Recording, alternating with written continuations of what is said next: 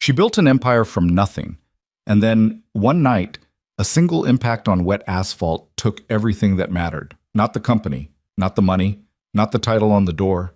It took the one thing she never knew she needed until it was gone, the belief that she was still worth something. Victoria Sterling sat in a boardroom full of people afraid to look at her wheelchair, and she couldn't blame them. She couldn't look at it either. Then a mechanic with grease on his hands and zero interest in her net worth said 4 words nobody else had bothered to say. I can fix this. Button. If this story hits different, hit that like button and drop your city in the comments. I want to see how far this one travels. The wheelchair arrived on a Tuesday. Not the accident. That had happened 11 months earlier, on a rain-soaked Thursday in November, when a delivery truck ran a red light on Meridian Avenue and hit the passenger side of Victoria's car hard enough to spin it 2 full rotations before it came to rest against a fire hydrant. No. The accident had been a Thursday, but the wheelchair, the one she actually used now, the one that had replaced the temporary hospital model, and the second one she'd sent back after 3 days because the armrests were wrong, that one arrived on a Tuesday, and Victoria had stared at the delivery confirmation on her phone for 11 minutes before she let her assistant bring it in. The chair was good, titanium frame, custom measured, lightweight. Her physical therapist, a no-nonsense woman named Dr. Patricia Owens, had practically glowed describing it. This is the one, Patricia had said. This is going to change things for you. Victoria had nodded the way she'd learned to nod, with her chin slightly down, her expression neutral, just enough warmth to end the conversation. She hadn't painted since the Thursday. That was the part nobody really understood, or maybe the part they understood too well to mention. The spinal injury at T10 had left her with full function of her arms, her hands, everything from the waist up. Physically, she could paint. Her hands worked fine. Her right hand still moved with the same precision it always had. There was no medical reason she couldn't stand in front of a canvas and do the things she'd been doing since she was 9 years old. But she hadn't. She'd told herself 100 different stories about why. She was busy. She was focused on recovery. The company needed her. Sterling Tech had 63 employees and 3 active contracts with municipal government clients, and a 4th under negotiation. And none of those 63 people could afford for their CEO to be sitting in a studio somewhere getting paint on her fingers while quarterly reports went unsigned. That was a reasonable story. She'd told it to herself so many times that it had started to feel like the truth. It wasn't the truth. The truth was simpler and uglier. The truth was that painting had always been the one place she felt completely unguarded, and being unguarded now felt like standing in traffic. Her office was on the 14th floor of the Aldridge Building in downtown Crestwood, a mid-sized city in the Pacific Northwest that had the particular quality of being just large enough to have ambition and just small enough that everybody knew your story. Victoria had moved here at 24 to launch Sterling Tech with $60,000, a rented desk and a co-working space, and a genuinely unreasonable amount of confidence. By 27, she'd signed her first government contract. By 29, she'd been featured in 2 regional business publications and invited to speak at a conference she'd been too busy to attend. At 30, she'd gotten into a car on a rainy Thursday evening, and the world had rearranged itself around her. The 14th floor was fully accessible now. The renovations had been done while she was still in the hospital. She'd approved them by video call from a bed that smelled like antiseptic and other people's misery, going through the architectural drawings with her facilities manager, while a physical therapist waited in the corner of the room to put her through another round of exercises she hated. The office itself had wide corridors, a lowered reception desk, a bathroom with proper clearances. Everything was exactly right. It still felt like somebody else's space. She rolled through it every morning. That was the word she'd settled on. Rolled because it was accurate and neutral and didn't carry the weight that other words did. And she did the job. And she did it well enough that the quarterly numbers were strong, and the municipal contract had been renewed, and 3 of her department heads had received industry recognition that reflected by extension on Sterling Tech.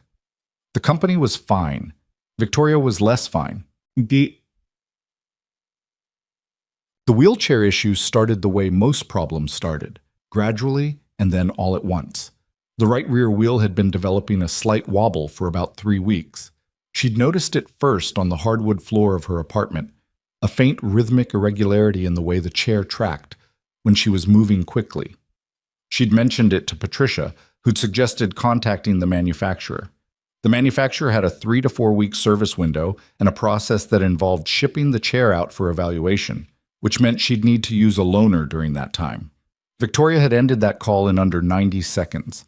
Her building's maintenance guy, a round-faced man named Gerald, who'd been quietly helpful without being intrusive since her return to the office, had recommended a physical therapist friend who knew wheelchair mechanics. That friend hadn't been available. Gerald had then, with the careful awkwardness of someone trying to help without overstepping, mentioned a shop he'd heard about. "It's just a garage, really," Gerald said, visibly uncertain whether he was helping or insulting her. "But the guy, Walker, I think, apparently he does good work. My neighbor's kid uses a chair and she says he's the best she's found. Does custom stuff. Modifications." "Is he a certified technician?" Gerald's face did something complicated. "I'm not totally sure about that." Victoria looked at him for a moment. The wobble had gotten slightly worse in the past week, a sensation that was now consistently present when she was on anything but carpet. The idea of spending 4 weeks in a loaner chair she hadn't been measured for was genuinely unpleasant. "What's the address?" she said. Walker's garage sat at the far end of Clement Street, in a part of Crestwood that the real estate listings described as up and coming, and that actually meant a block of auto shops, a laundromat that appeared to have been operating continuously since 1987, a taqueria with handwritten menus and outstanding carnitas, and an irregular scattering of small businesses that seemed to survive on stubbornness and local loyalty. The garage itself was not impressive. It occupied a converted residential property, the front yard long since given over to a concrete pad, and a metal ramp that ran up to a wide rolling door. A hand-painted sign above the door read, "Walkers, Repairs and Modifications," the lettering competent but not professional, the kind of sign a person made themselves because they were capable and frugal rather than because they couldn't afford better. The rolling door was open. Inside, she could see shelving units running floor to ceiling, a workbench with organized tools, and the back half of something she couldn't identify. A portable speaker near the workbench was playing, at moderate volume, what sounded like a 1970s soul record. Victoria sat in her car, the modified one, with the hand controls, which she was still learning to feel fully comfortable in, and looked at the garage for a moment. Behind her, in the rearview mirror, she could see the downtown skyline where her office sat on the 14th floor of the Aldridge building. She looked at it, and then she looked at the hand-painted sign. She got out of the car. The concrete approach had a slight grade to it, enough that she felt it in her arms. The ramp to the garage door was better. Someone had built it right. Proper slope, non-slip surface, edges that weren't going to catch a caster wheel. She noticed that without meaning to. She noticed a lot of things about surfaces now that she never would have registered before. "Hello?" The speaker paused. A head emerged from under the workbench, or rather, from beside a piece of equipment she could now identify as a power wheelchair base in some stage of disassembly. The head belonged to a man in his early 30s, dark-haired, with the kind of jaw that needed shaving twice a day and hadn't been today. He was wearing a gray t-shirt with a hole near the left shoulder and work pants that had seen significant use. There was a smear of grease on his right forearm and a pencil tucked behind his ear. He looked at her with no particular reaction. Not the careful neutrality that some people performed when they saw the wheelchair and were trying not to seem like it was a thing. Not the excessive warmth that others overcorrected into. Just a look. Like she was a customer who'd come in. "You the Sterling?" he said. "Victoria Sterling." "Yes." He stood up. He was taller than she'd expected from seeing just the top of his head. Maybe 6 feet, solidly built. Not gym built, but work built. The kind of body that came from actual physical use, rather than a fitness regimen. He wiped his hands on a rag that was already not clean. "Gerald called ahead," he said, as if that explained everything. "You've got a wobble in the rear, right? Correct?" He tilted his head slightly, looking at the chair in the way she'd seen mechanics look at cars. A brief visual assessment that was somehow also a comprehensive one. "Can I take a look?" "That's why I'm here." She could tell he registered the edge in her tone, and she could tell it didn't particularly bother him.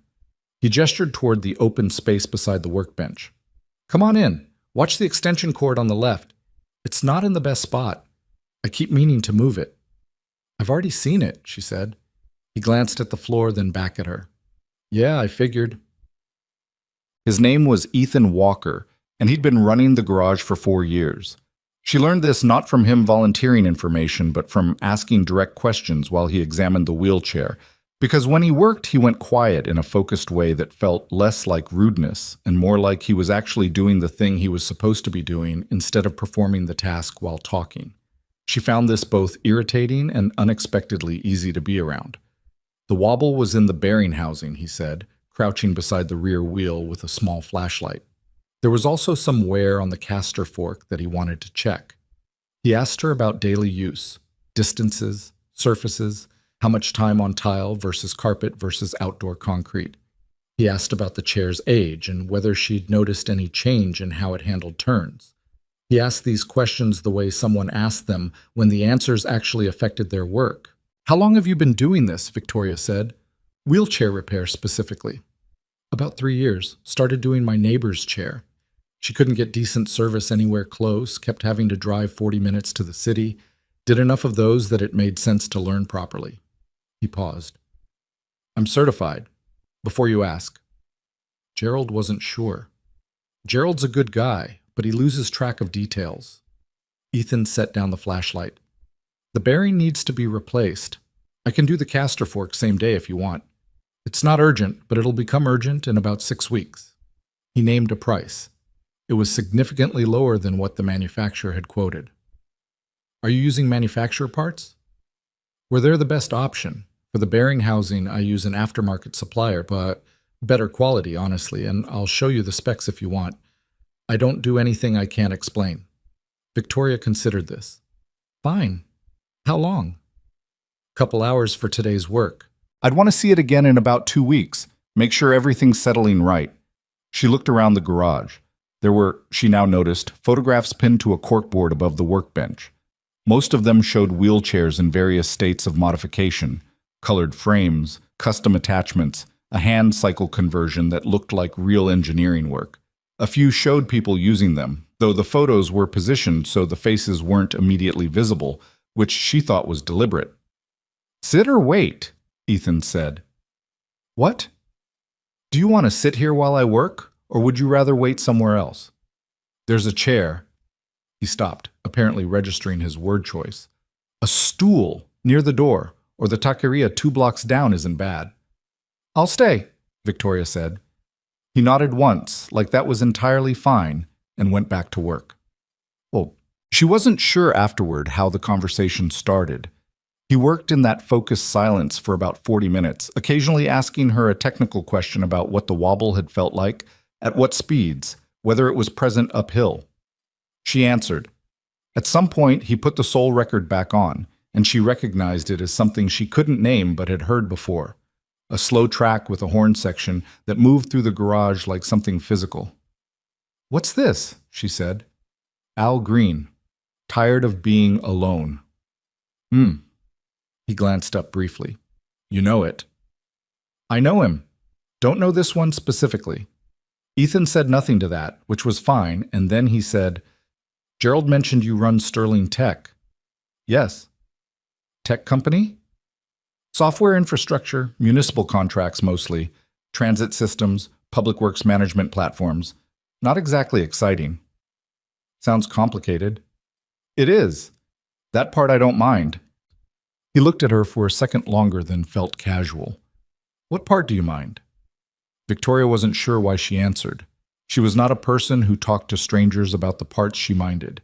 She had a therapist, court-mandated after the accident, technically, though she'd kept going after the requirement ended because she'd decided it was useful. And she had one genuine friend, a woman named Diane, who'd known her since college and who had the specific quality of being able to handle the truth. Those were the people she was honest with, not mechanics in garages on Clement Street. The performance of it, she said. Everyone watching to see if I'm going to be okay. Ethan turned back to the wheel housing. Are you?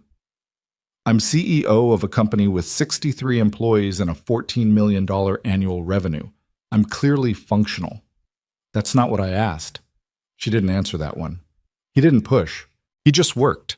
And the Al Green record moved through its second track, and the afternoon light came in through the open garage door at a low angle and made everything look like a photograph. I used to paint, she said. She didn't know why she said it. It came out the way things came out sometimes. Not as a decision, but as something that had been building pressure and finally found a gap. Ethan kept his hands moving. What kind? Oil, mostly.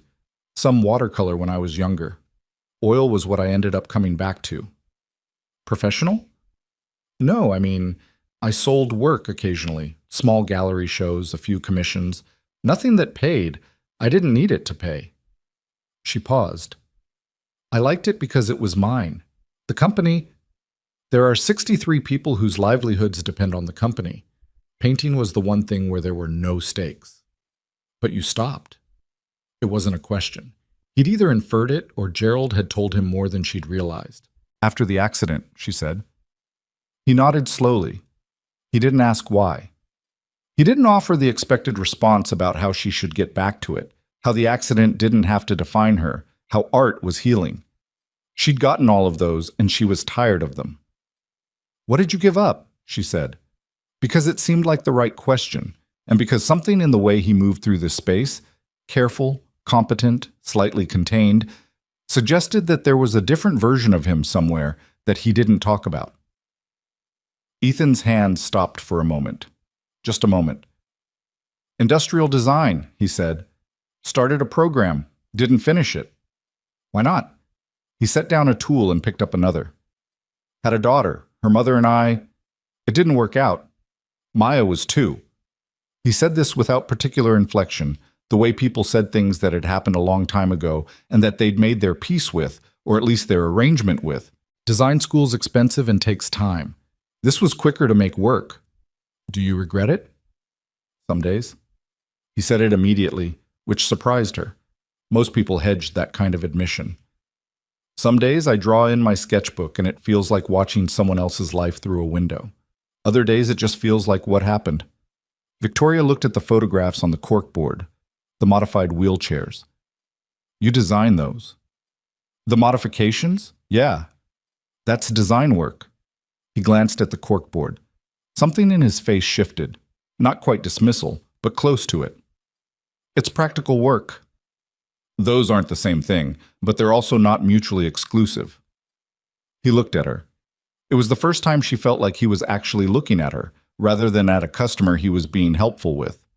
You sound like someone who thinks hard about this stuff, he said. I used to have a lot of time to think, less now. Because of the company. Because of the recovery. She said it flat. Physical therapy and medical appointments have a way of filling a calendar. Yeah, he said quietly. I imagine. But he finished the first round of repairs just after 4 in the afternoon. He rolled the chair back to her, carefully, she noticed, not carelessly, and walked her through what he'd done, showing her the replaced bearing and explaining the tolerances. He had a way of explaining technical things that didn't condescend and didn't over-explain, and she appreciated that more than she expected to. Try it, he said. She transferred back. The right rear wheel tracked perfectly, no wobble, and when she took a few strokes toward the garage door, the difference was immediately perceptible. The chair moved the way it was supposed to move, evenly and without resistance. Good, she said. Come back in 2 weeks. I want to make sure the housing is seated correctly under normal use. She stopped near the door. Outside, Clement Street was doing its late afternoon thing. A few people heading into the taqueria. A car idling in front of the laundromat. The particular quality of light that happened in this part of the Pacific Northwest in autumn when the sun came in low and warm for exactly an hour before disappearing entirely. You said you do custom modifications, she said. That's half the business, yeah.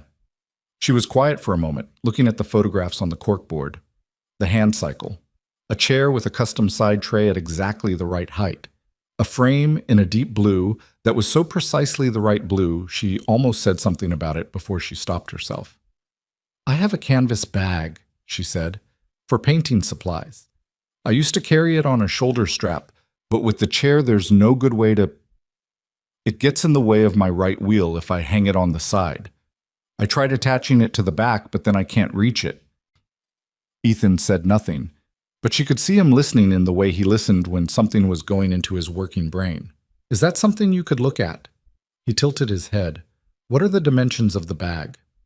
About 14 inches wide, 9 high. Canvas. The paints themselves are in a separate case, about... She measured with her hands. This. Bring them both when you come back in 2 weeks, he said. I'll see what I can do. Victoria nodded. She went to pull away and then paused, not sure why. The music, she said. Ethan looked at the speaker. Good choice, she said. He almost smiled.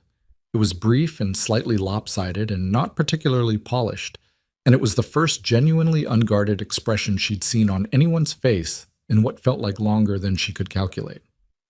Come back in 2 weeks, he said. She thought about the garage on the drive home.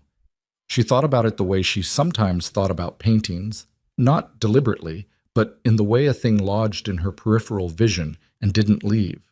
The organized chaos of the shelves, the photographs on the corkboard, the way Ethan Walker had asked her if she was okay and meant it as an actual question rather than a greeting. She thought about what she'd said.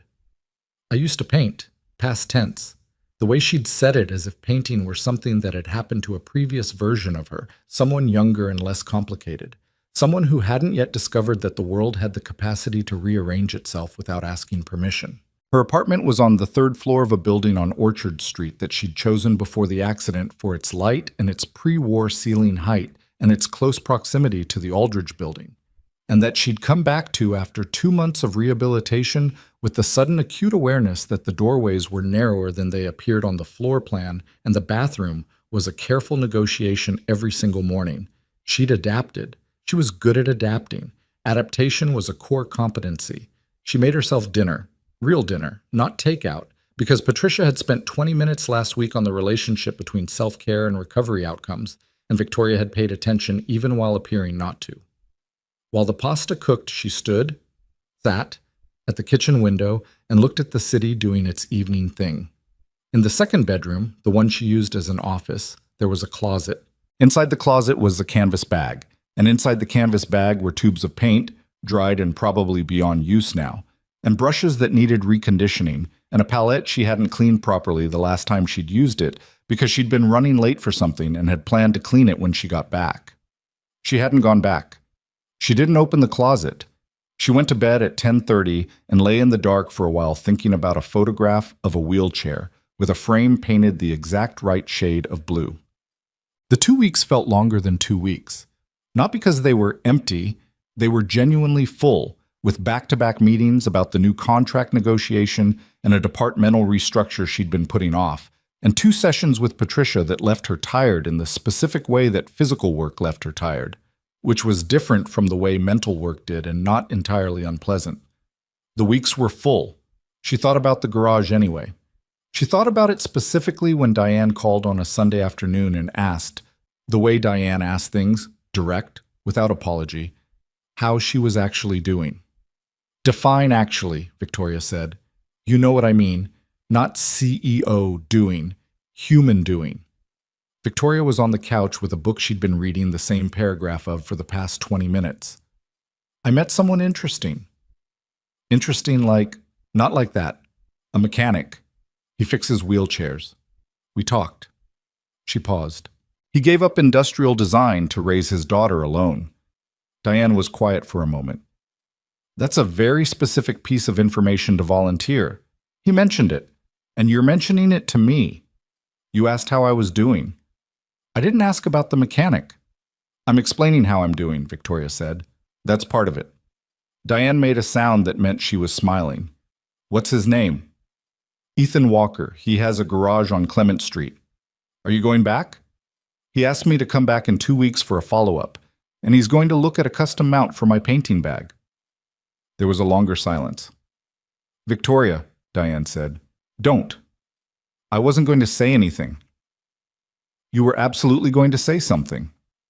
I was going to say, Diane said, that it's good you're thinking about the painting bag. That's all. Victoria looked at the book in her lap. He asked me why I stopped painting. I didn't answer. But you wanted to. She didn't say anything to that. Okay, Diane said. Tell me about the company. What's the contract situation? Victoria talked about the contract situation for 35 minutes, and Diane listened with her characteristic mixture of genuine interest and well-placed questions. And when they hung up, Victoria sat for another few minutes in the quiet of the apartment. Then she got up and went to the closet in the second bedroom. She opened it. The canvas bag was where she'd left it, on the upper shelf, the shoulder strap hanging over the edge. She reached up and pulled it down and unzipped it and looked at the dried paint tubes and the brushes that needed reconditioning and the uncleaned palette. She didn't do anything with them. She just looked at them for a while. Then she put the bag on the floor beside the closet door, where she would have to see it, and she went back to the couch and the book she'd been reading and tried the paragraph again. This time she got through it. She arrived at the garage on a Thursday, 2 weeks almost to the day.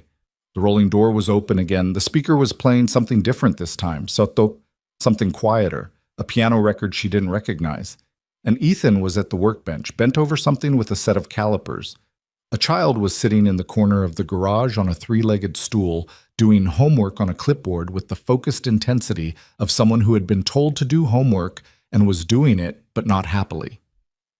The child looked up when Victoria came in. She was maybe 8 or 9, with dark hair and 2 uneven braids that suggested a father who had learned to do braids because it was necessary and had gotten adequate if not expert at it, and she had her father's eyes, the same focused quality, the same directness. She looked at Victoria with honest curiosity and no particular self-consciousness. "Hi," the child said. "Hi," Victoria said. Ethan straightened up. "That's Maya. She doesn't have school today." "Professional Development Day," Maya said, with the specific disdain of a 9-year-old who had heard this phrase too many times to find it credible. "Right," Ethan said. He sounded like someone who had also heard this explanation too many times. "Come in, let me look at the chair, and then we'll talk about the mount." Victoria came in. She'd brought the canvas bag and the paint case, both on her lap, which had been a slightly awkward drive. She held them up. Ethan took them and set them on the workbench. He began to examine the chair first, checking the bearing housing, testing the wheel under light resistance, asking her about what she'd noticed over the past 2 weeks. "Nothing concerning," she told him. The wobble was gone. The chair handled better than it had since she'd gotten it. He seemed satisfied in the quiet way he was satisfied by things. Then he turned to the bag and the case. He spent a long time with them. He didn't ask a lot of questions at first.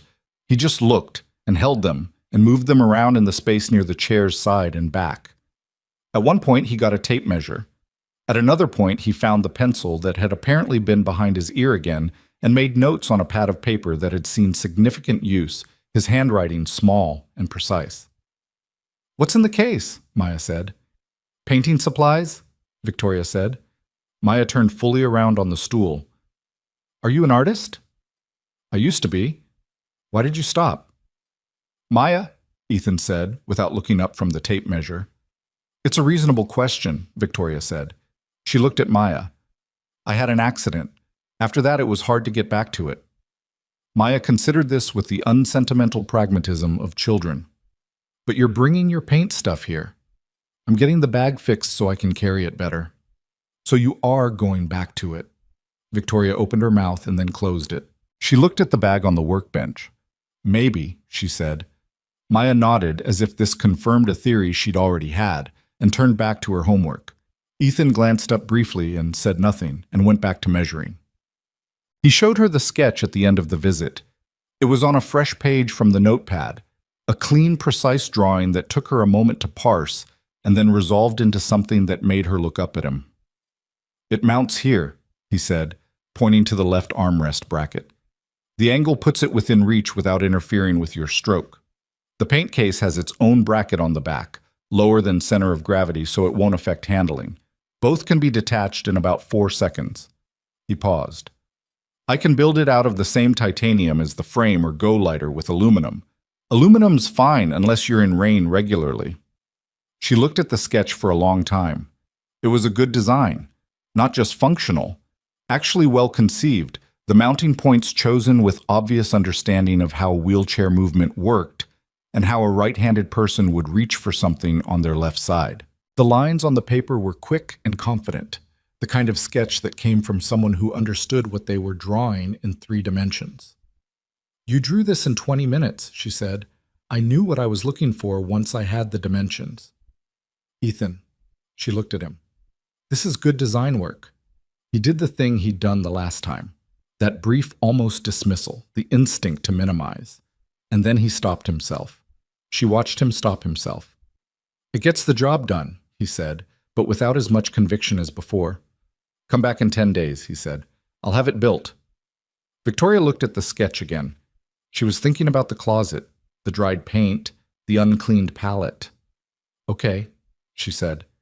Maya from the corner, without looking up from her homework. "Are you going to bring a finished painting sometime? I want to see what you paint." "Maya," Ethan started. "It's fine," Victoria said. She looked at the child. "Give me some time." "How much time?" "I don't know yet."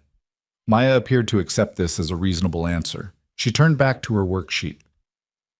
Victoria looked at the open garage door, at the late afternoon light coming in low and amber across the concrete floor, at the photographs on the corkboard with their careful modifications and their quiet dignity.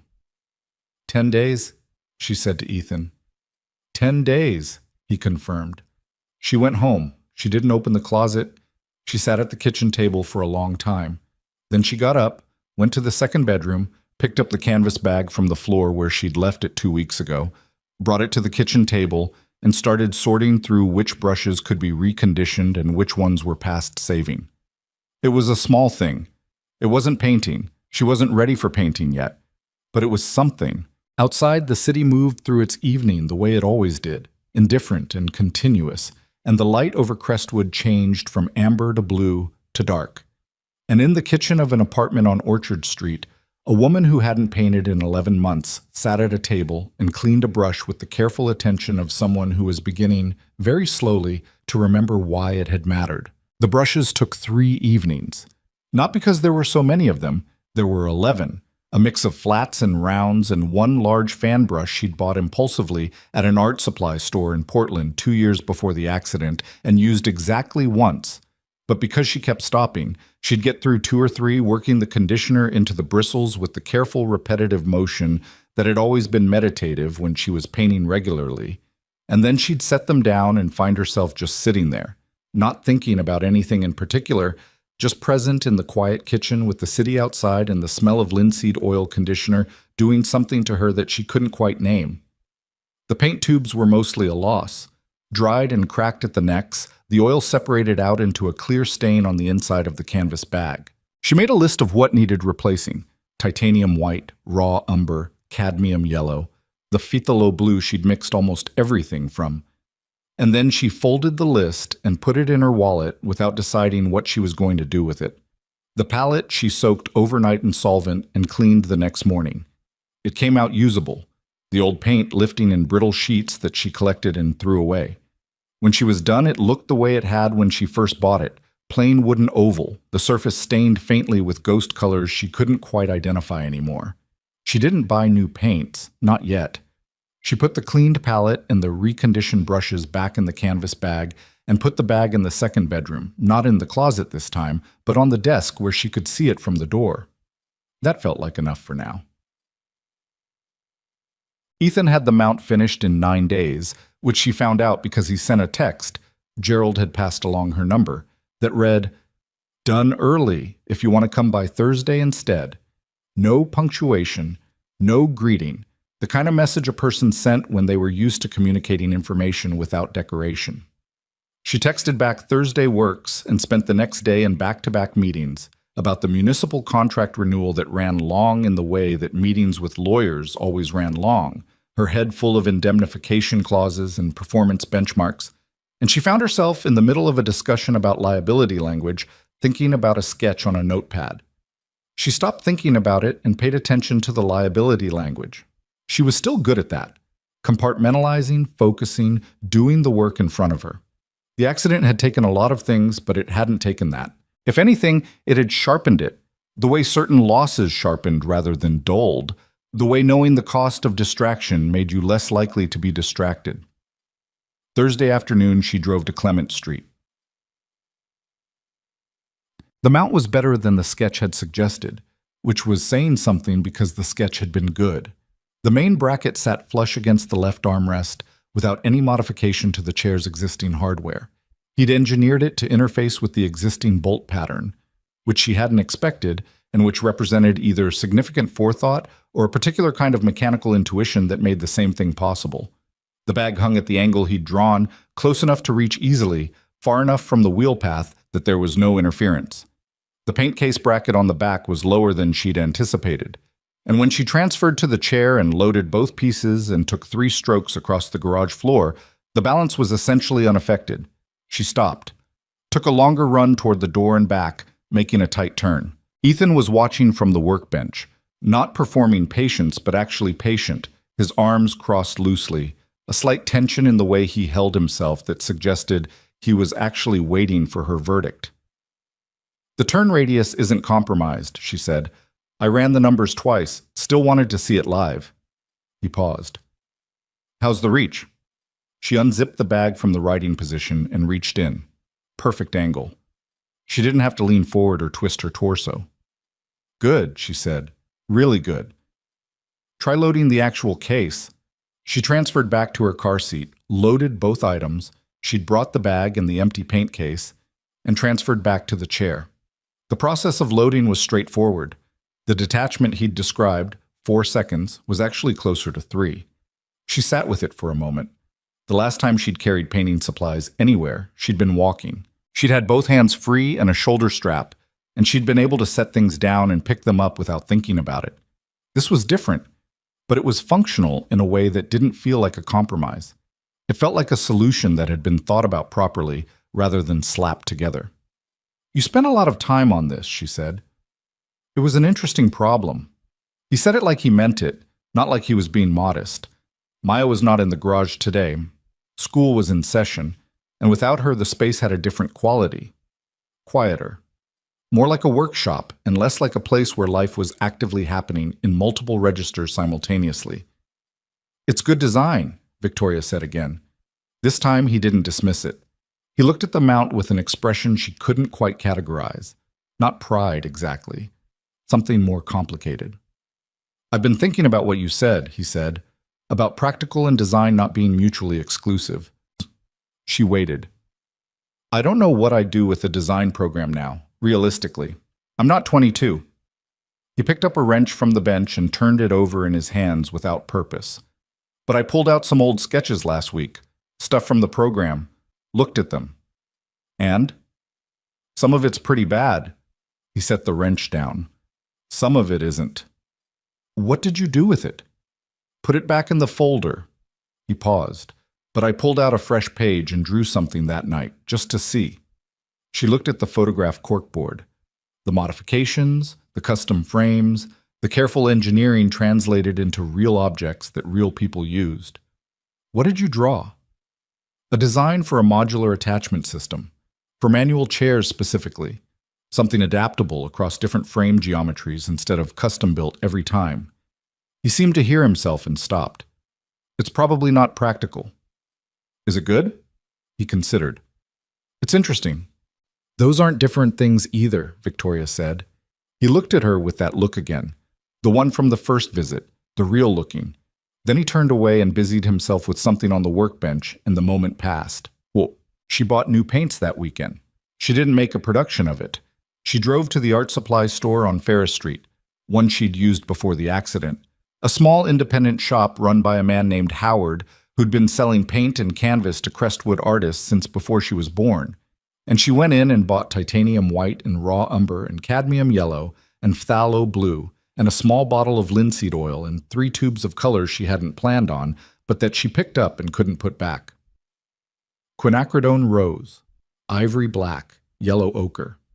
Howard, who was in his mid-60s and had the comfortable economy of movement of someone who'd been in the same space for decades, greeted her without visible surprise and helped her reach the top shelf where the larger titanium white tubes were kept. He didn't mention anything about the time since her last visit. He didn't ask if she was getting back into it. He talked about a new line of linen canvas he'd just gotten in, whether she wanted to look at it, and she looked at it and bought 2 medium-sized panels because they were in stock, and because she didn't want to think too hard about the decision. She got home and put everything on the desk in the second bedroom. She looked at it for a while. Then she sat down, mixed a small amount of raw umber with linseed oil on the cleaned palette, picked up a round brush, and made a single mark on one of the linen panels. A test mark, just to feel it. The bristles responded the way they always had. The paint moved the way paint moved. Her hand remembered the pressure without being told. She sat back and looked at the mark on the panel. It was an unremarkable mark, a curved line, slightly thicker at one end where she'd started. It wasn't anything yet. It was barely a beginning. She sat with it for probably 20 minutes. Then she made another mark. But she didn't mention it to anyone right away. Not to Diane, who would respond with cautious enthusiasm in a way that would make Victoria feel observed. Not to Patricia, who would frame it in terms of recovery outcomes and milestone progress. She kept it private the way she'd always kept painting private, a thing that existed before language could get to it and diminish it with description. What she did instead was go back to the garage. There was no scheduled appointment. The follow-up check from the bearing repair was done, and the mount was installed, and there was no technical reason to return to Clement Street. She told herself she was going because she wanted to ask Ethan about a slight sound the rear caster made on rough concrete, which was true in a minor key. There was a faint sound. And not the main reason she went, which she didn't fully examine. It was a Tuesday evening. The garage was open. Ethan was there. He was not alone. There was another customer, a teenager, maybe 15, in a manual chair with the particular aggressive customization of someone who'd decided to make the chair theirs rather than functional generic. The frame was painted a flat black with silver hardware, and there was a small sticker on the right push rim that Victoria couldn't read from the door. The teenager's name, she gathered over the next few minutes, was Dominic, and he had the wary, cool manner of teenagers who'd learned to perform indifference as protection. Ethan was adjusting something on the anti-tip mechanism, talking to Dominic while he worked in the same matter-of-fact way he talked to everyone, not treating him like he was young, not talking around him, just talking to him about the chair. The geometry's fine, but you've been hitting curbs hard enough that it's shifting. You can feel it, right? In the left side. Dominic shrugged. Little bit. Little bit means it's been happening for a while and you got used to it. That's worse. It's not a big deal. It's also not a small deal. Give me 10 minutes. Victoria waited near the door. Dominic looked at her with the quick assessment of a teenager categorizing a stranger, registered the chair, recalibrated. You come here regular? He said. It was directed at her. A few times, Victoria said. He good? Yes. Dominic seemed to find this satisfactory. He looked at Ethan's hands. My school wants me to use their loaner chair for the basketball program. Says the modifications on mine are liability concerns. Ethan snorted. Not a polite, restrained sound. An actual snort. Which modification specifically? The push rim grip tape and the backrest angle. The backrest angle is a documented ergonomic adjustment. I know that. I told them that. And? Dominic's expression said everything about how that conversation had gone. Ethan looked up briefly. I can write up the specifications, show them it's within standard parameters. He paused. You want to play? Obviously. Then let's fix the anti-tip and I'll write the specs this week. Bring your school's contact info. Dominic was quiet for a moment. Why? Because your chair is correct and their loaner probably isn't. Ethan said it simply. And you should get to play. Something moved across Dominic's face, quickly, controlled, the way expressions moved across the faces of people who'd learned to manage them publicly. But it was there. Victoria looked at the corkboard. She thought about the modular attachment system Ethan had described, the design he'd drawn on a fresh page and then put away. She thought about 63 people and a $14 million revenue and how neither of those things had ever looked at her the way this mechanic looked at a kid who wanted to play basketball. Dominic left about 15 minutes later with the anti-tip properly aligned and Ethan's phone number written on a receipt for the specifications letter. Ethan washed his hands at the utility sink and came over to where Victoria was waiting. The caster, he said. It's minor, she said. Rough concrete. I think it might just be the surface. He crouched and listened while she moved across the garage floor. Yeah, he said. It's the caster-bearing housing, not the axle. Probably another month before you actually need it replaced. He stood. You didn't come for the caster. She looked at him. Not the main reason, he said, and left it there. Victoria was quiet for a moment. I started painting again. He kept his expression level, but something in it, some small-held thing, released. Yeah? 2 nights ago, first time in 11 months. She paused. It was nothing. A test. 2 marks on a panel. Still, it's not the exhibition pieces I used to do. I don't know if that ever comes back. Does it have to? She considered that.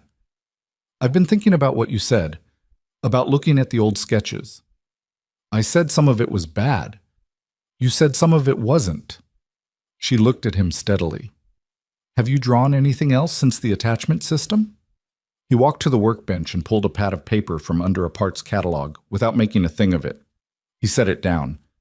She wheeled forward and looked. There were 3 pages.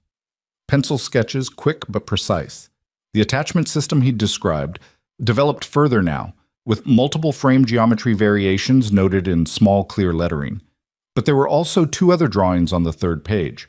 One was an abstract study, geometric, the kind of thing that came from someone thinking on paper rather than designing for a purpose. The other was a rendering of what appeared to be a workbench organization system, wall-mounted, modular, with a clean visual logic that was clearly thinking about aesthetics alongside function. The workbench system in the sketch looked nothing like the workbench in the garage. The garage workbench worked, but it was accumulated rather than designed. The sketch version was what the same mind might build if it had time and intention instead of urgency and pragmatism. These are good, Victoria said. It's just sketching. Ethan, she looked up at him. I'm not saying this because I think you need encouragement. I'm saying it because I run a company where I've hired a lot of people, and I know what it looks like when someone has genuine ability. She looked back at the sketch. You have genuine ability. He sat down on the stool near the workbench. He didn't say anything for a moment.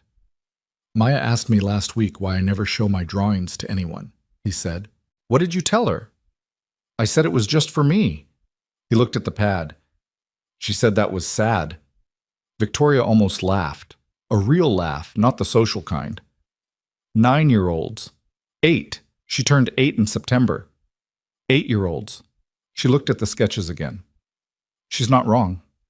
No, he said. She usually isn't. He said it with the specific, exhausted affection of a parent who'd been outwitted too many times to maintain the pretense of being in charge. Outside, Clement Street was doing its evening thing. The taqueria had its lights on. Somewhere nearby, someone was running a power tool. A neighbor doing something domestic on a Tuesday evening, the ordinary sounds of people living their lives. There's a community workshop, Victoria said, over on Kendall Street. I drove past it last week. They do materials and space rental for independent artists and designers. She had driven past it, though she hadn't slowed down. She had noticed it in the way she was noticing certain things now, filing them away with a purpose she hadn't fully articulated yet. I looked it up. They do evening sessions. Ethan looked at her carefully. I have Maya most evenings. They do Saturday mornings. He was quiet. I'm usually open Saturday mornings. If you weren't? She said it carefully, not pushing, just placing the question where he could look at it.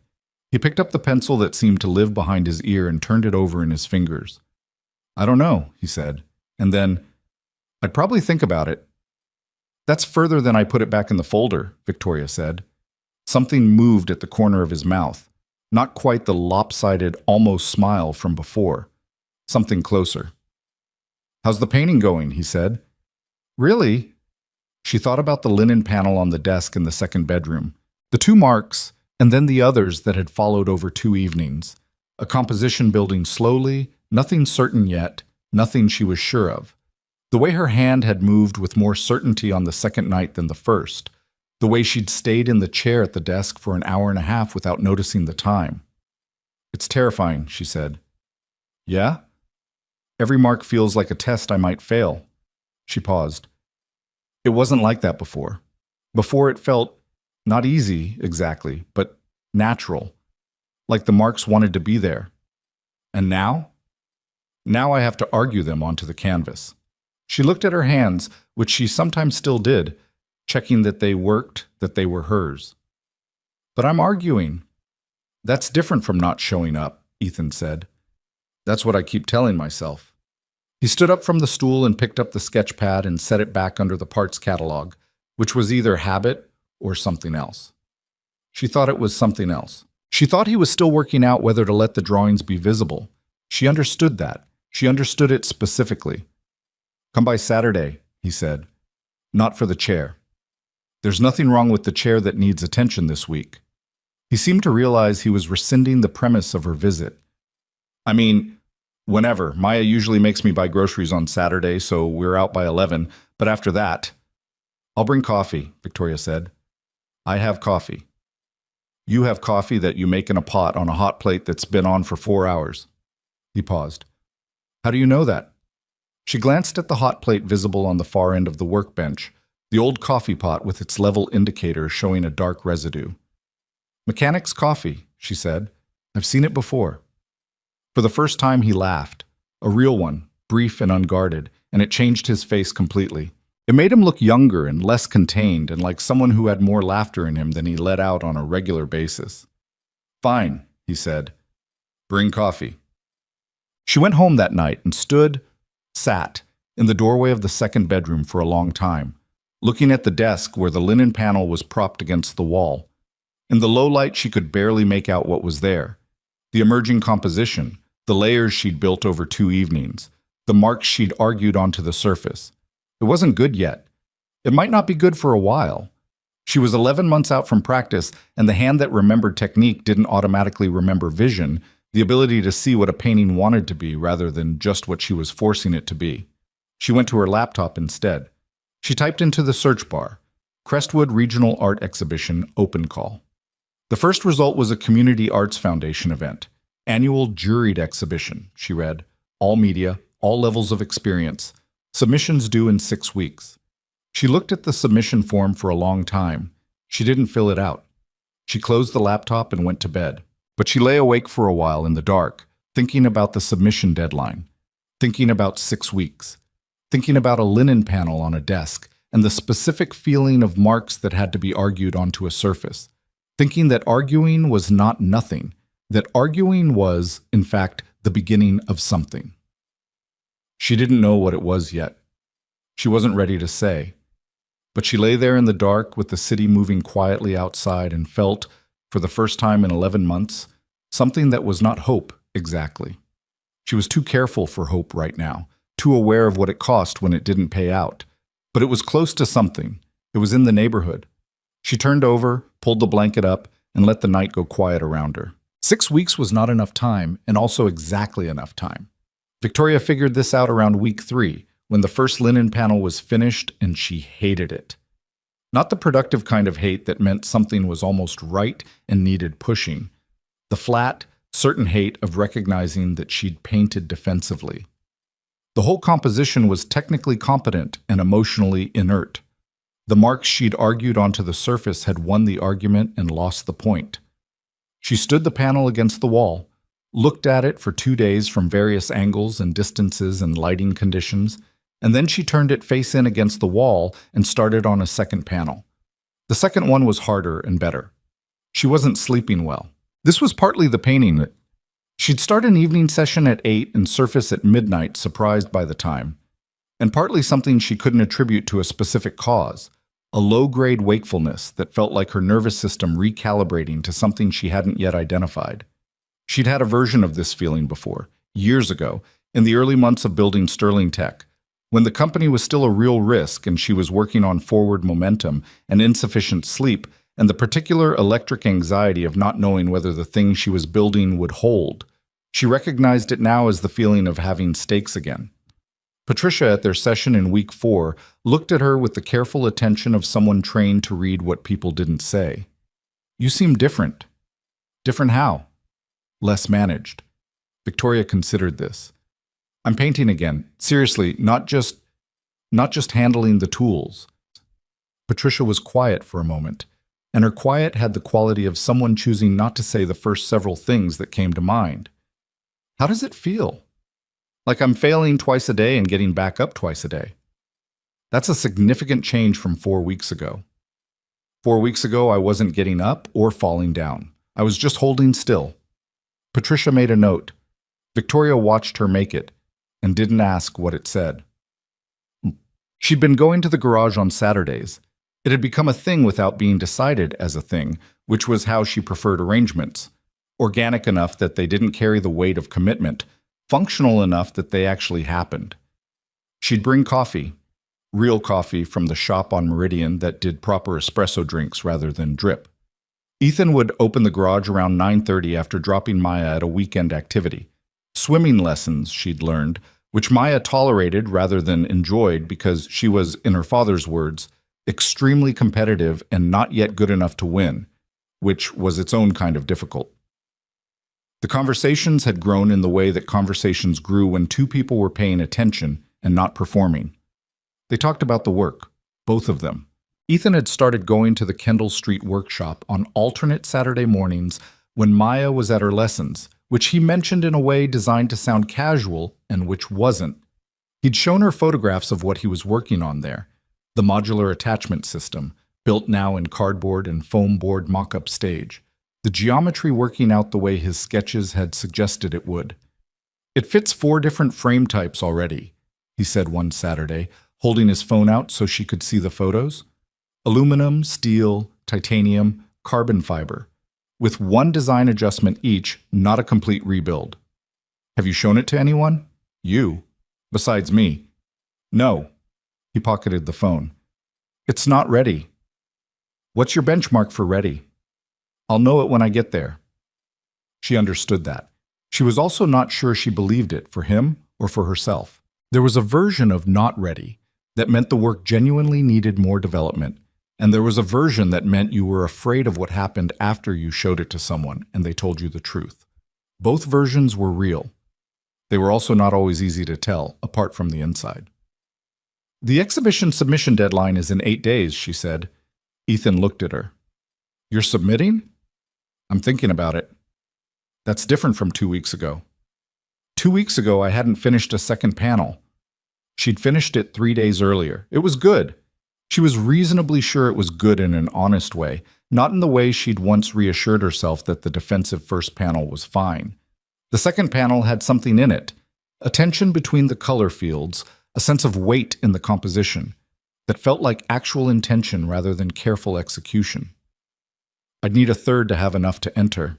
The call requires a minimum of 2 finished works plus an artist statement. 3 panels in 8 days. I know. He drank his coffee and said nothing for a moment. You could submit the first one. No, I couldn't. He nodded. He'd seen a photograph of the first panel the week before. She'd shown him without much explanation, and he'd looked at it with the same focus he brought to wheelchair geometry, and then he'd said the technique is there, but you're not in it. And she'd felt a flash of irritation that had immediately converted into the recognition that he was right, and that someone being right was more useful than someone being kind. Can I see the second one? He said. She hadn't shown it to anyone yet. Not Diane, who would be supportive, not Patricia, who would contextualize it.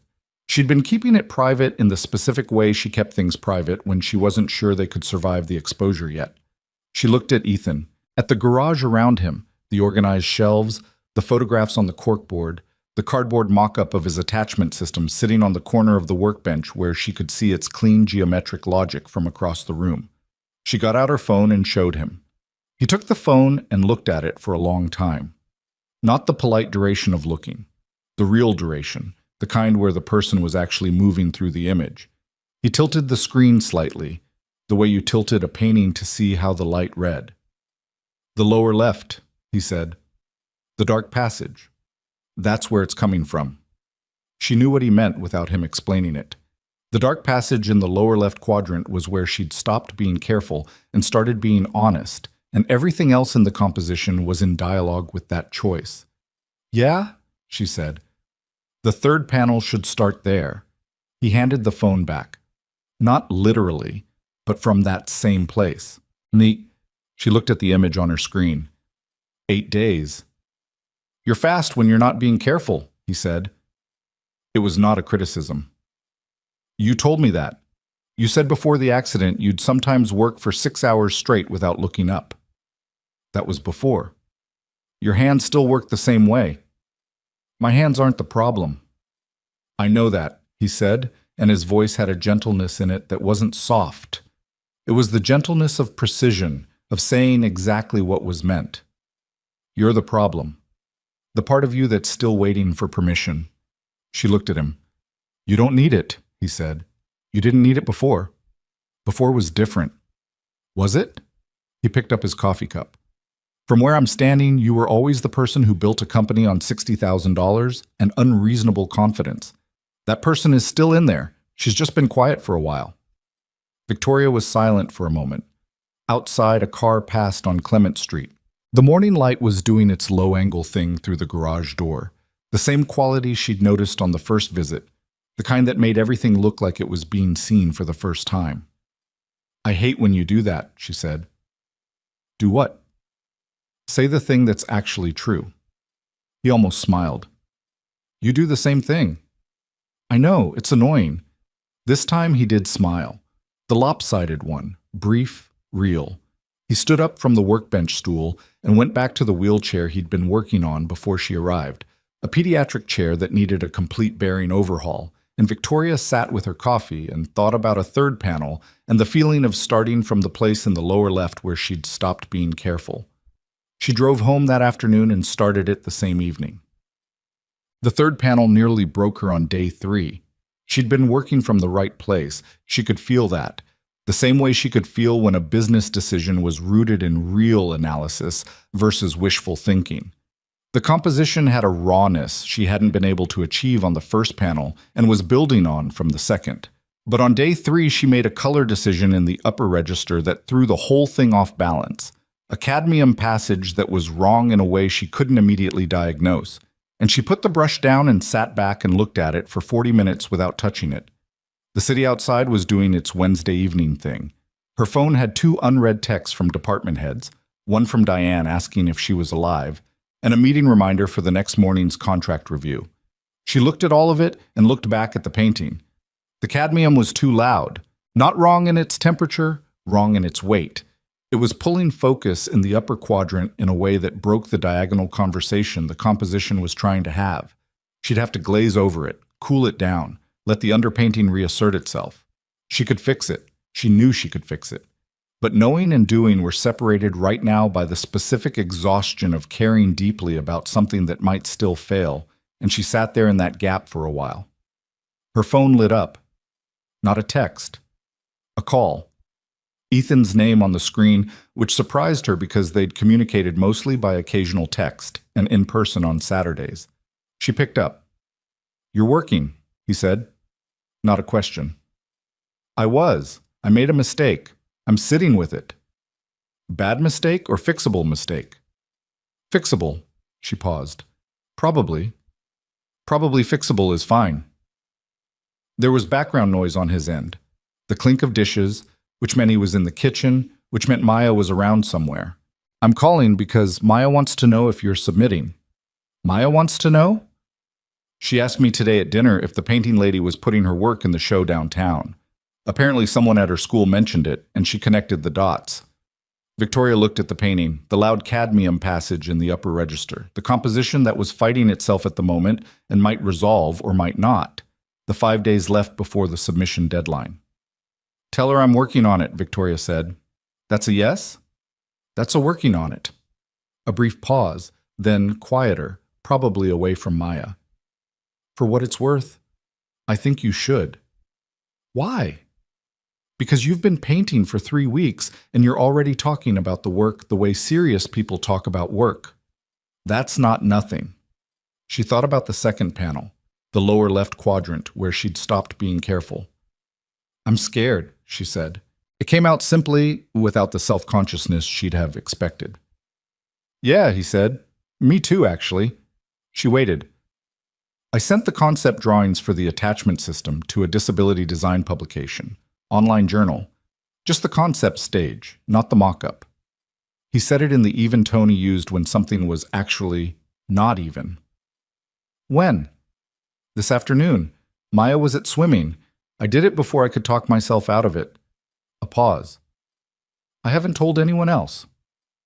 Victoria sat with that for a moment, the act of it, sending something out before you could stop yourself, trusting the work enough to let it be seen. She understood what it had cost him. That's the real thing, she said. That's the beginning. Maybe. He was quiet. Submit the paintings. I'll call you when I fix the cadmium problem. I'll be up late. She hung up and picked up the brush and mixed a transparent glaze, phthalo blue, and a drop of linseed oil, thin enough to cool the cadmium without burying it, and she began. She worked until 2 in the morning. When she finally set the brush down, the upper register had found its place in the conversation, the diagonal moving properly now, the composition saying what she'd meant for it to say. She was tired in the specific way that real work made you tired, the kind that felt like honesty rather than depletion. She texted Ethan, fixed it. He texted back 4 minutes later, which meant he had actually been awake. Told you. She went to bed and slept without interruption for the first time in 3 weeks. On. She submitted on day 7 with 1 day to spare because she spent day 7 writing and rewriting the artist statement until she had something that was true without being confessional. She didn't write about the accident. She wrote about what it meant to make a mark you couldn't take back, and how every painting she'd ever made had been a negotiation between what she intended and what the work wanted to be, and how she'd learned after a long absence that the negotiation didn't wait for you to feel ready. It started when you showed up. She reread it twice, changed 3 words, and hit submit. Then she sat in the quiet of the second bedroom with the 3 panels arranged against the wall, the turned-around first one still face in, the second and third panels out, and she felt something she didn't immediately have a name for. Not relief. Not quite. More like the particular exhaustion satisfaction of having done a thing that mattered rather than a thing that was required. She told Diane that evening. Diane was quiet for approximately 2 seconds and then said, with the directness that was her defining characteristic, I need to see them. Not yet. Victoria, when they're hanging in the gallery, if they're accepted. When they're accepted. I can't think that far ahead. I can do it for you. A brief pause.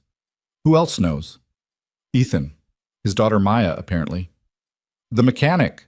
Diane's voice had the quality it got when she was assembling information. You're close. We talk. You told him you were scared before you told me. Victoria was quiet for a moment. I told him because I didn't need to explain the context. I know, Diane said, without sharpness. That's what I mean. And they talked about other things after that. Diane's job, a trip she was planning, the contract review that Victoria had gotten through the next morning. And when they hung up, Victoria sat in the apartment and thought about what Diane had meant and didn't mean, and about the particular value of people who asked straight questions and waited for straight answers. Tech. The notification arrived 11 days later, on a Wednesday morning when Victoria was in the middle of a departmental budget review that she'd been running since 8. Her phone was face down on the conference table, the way she kept it during meetings where she needed to actually be present. She felt it vibrate twice, the pattern for an email. She left it. 40 minutes later, when the meeting broke and people were gathering laptops and coffee cups and doing the small social negotiations of ending a work session, she picked it up. The email was from the Crestwood Arts Foundation. The subject line read, Exhibition Submission. Response. She looked at the subject line for a moment. Around her, 3 of her department heads were having a conversation about a timeline that she was nominally part of. She was aware of their voices the way you were aware of ambient sound. Present, registered, not processed. She opened the email. Dear Ms. Sterling, we are pleased to inform you that your submission has been selected for inclusion in this year's Crestwood Regional Art Exhibition. She read it twice.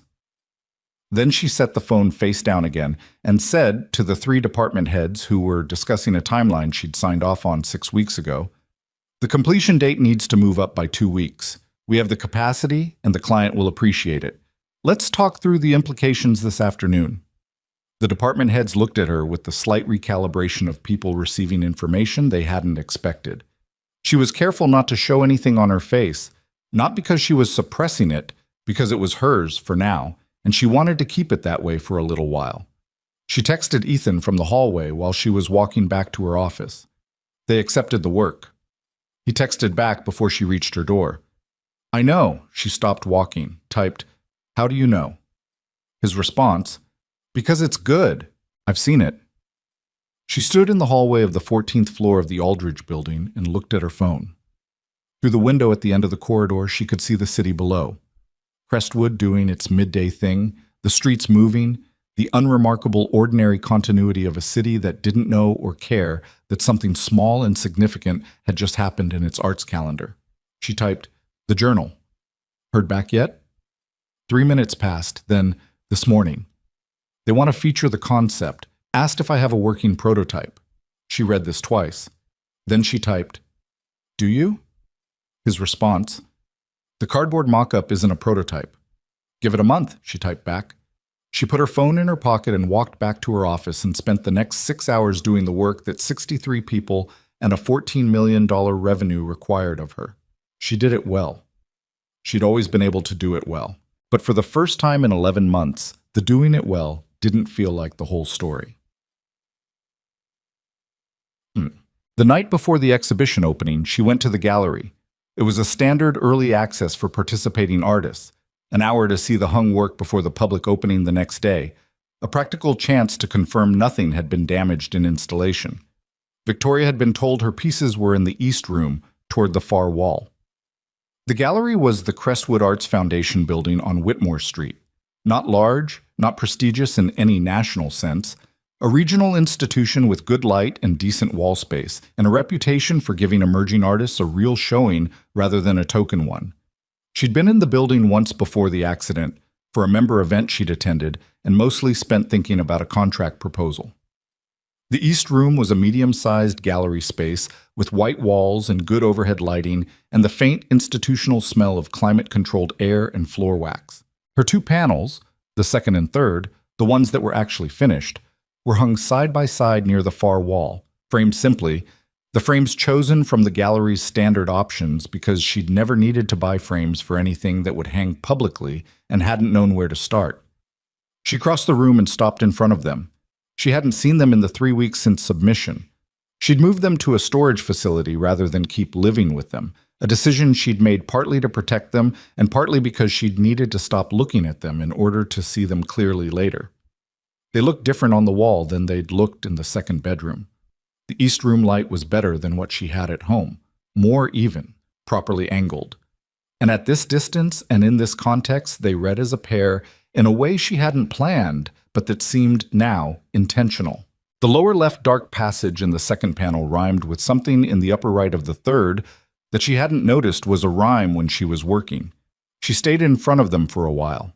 An older man she didn't know paused beside her at one point, looked at the panels, said, Very strong, these without looking at her, and moved on. She watched him go. She was not able to fully assess her own work.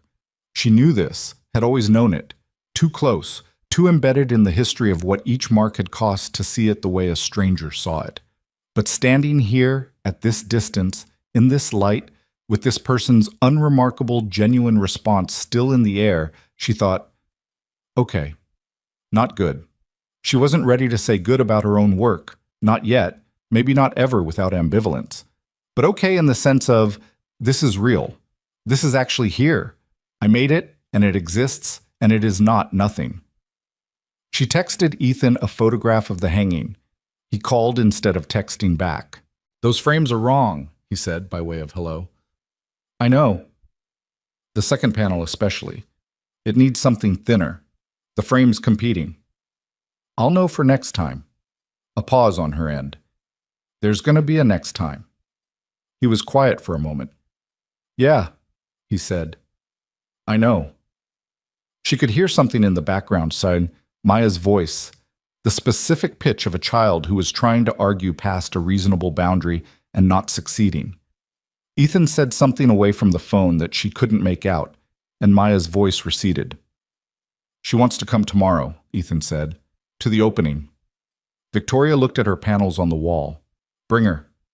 She'll have opinions. I'm counting on it. A brief pause. Then, you okay? She thought about the question, not the social version of it, not the check-in. The actual question, the one she'd been asked in a garage on Clement Street on the first day, the one she hadn't answered. Getting there, she said. Yeah, he said. Me too. She hung up and stayed in the East Room for another 20 minutes, alone with the work and the good light and the quiet before everything changed. The opening night crowd was larger than Victoria had expected. She wasn't sure what she'd expected. 50 people, maybe. The core arts community crowd that showed up to these things out of habit and genuine interest, and the social ritual of being seen supporting culture. What the Crestwood Arts Foundation had drawn was closer to 140, filling the gallery's 3 rooms with the particular noise of people who were talking about art, and people who were talking about each other while standing near art, the 2 groups in continuous overlap. She arrived at 6:15, 15 minutes after doors opened, early enough to have a few minutes before the density became difficult to navigate. The East Room was already occupied, about a cluster of people near the entrance, a couple studying a large abstract canvas on the north wall, a man with a glass of wine reading the wall labels with the slightly performative attention of someone who wanted it known they were reading the wall labels. Her panels were where she'd left them the night before, on the far wall, lit the same way. From the doorway she could see them clearly. 2 rectangles, the dark passage in the second, the resolved upper register of the third, the frames that Ethan had correctly identified as wrong. She looked at them the way she looked at them now. Honestly, with the acknowledged imperfection, knowing what they were and what they weren't. Victoria. She turned. Diane was threading through the crowd, wearing something dark red that suited her, holding 2 glasses. She held one out. You came early, Victoria said. I've been here since 6. Diane pressed the glass into her hand. I needed time with them before you arrived so I could have an actual reaction without managing it around you. Victoria looked at her. And? Diane looked at the panels on the far wall. The second one stopped me, she said. That lower left section. I stood in front of it for about 4 minutes and someone had to excuse themselves around me. Victoria didn't say anything. You're back, Diane said, simply, without drama. That's all. You're back. Before Victoria could respond, a hand on her shoulder. Light, careful. She turned to find Ethan, Maya, immediately beside him, Maya wearing what appeared to be her best dress, and an expression of concentrated appraisal that made her look, in this moment, significantly older than 8. We parked 2 blocks away, Maya announced. It took forever. It took 8 minutes, Ethan said. Forever. Maya's eyes were already moving around the room with the quick systematic scan of someone cataloging everything before deciding what mattered. Then she located the panels on the far wall and went still. Those are yours, she said. Yes? Maya walked directly toward them without waiting. Ethan watched her go, then looked at Victoria. He was wearing a jacket she'd never seen him in. Dark, clean, the kind of thing a person owned for occasions and wore slightly self-consciously.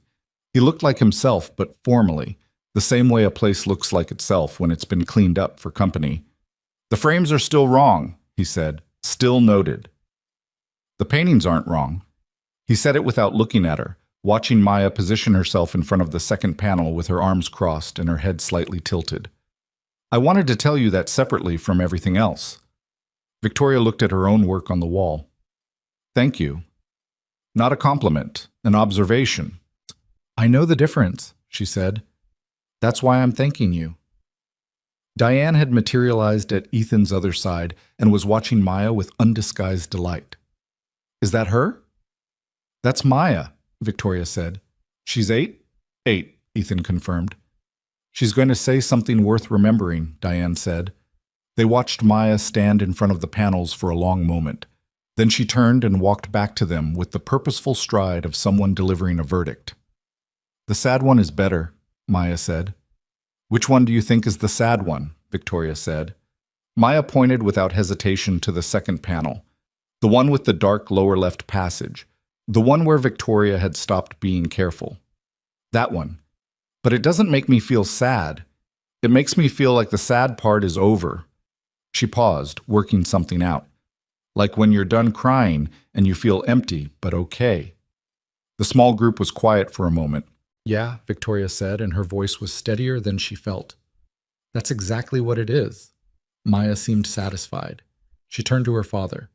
"Can I have a snack? I saw a table." "In a minute." "Dad." "1 minute." Maya exhaled with theatrical patience and stood her ground.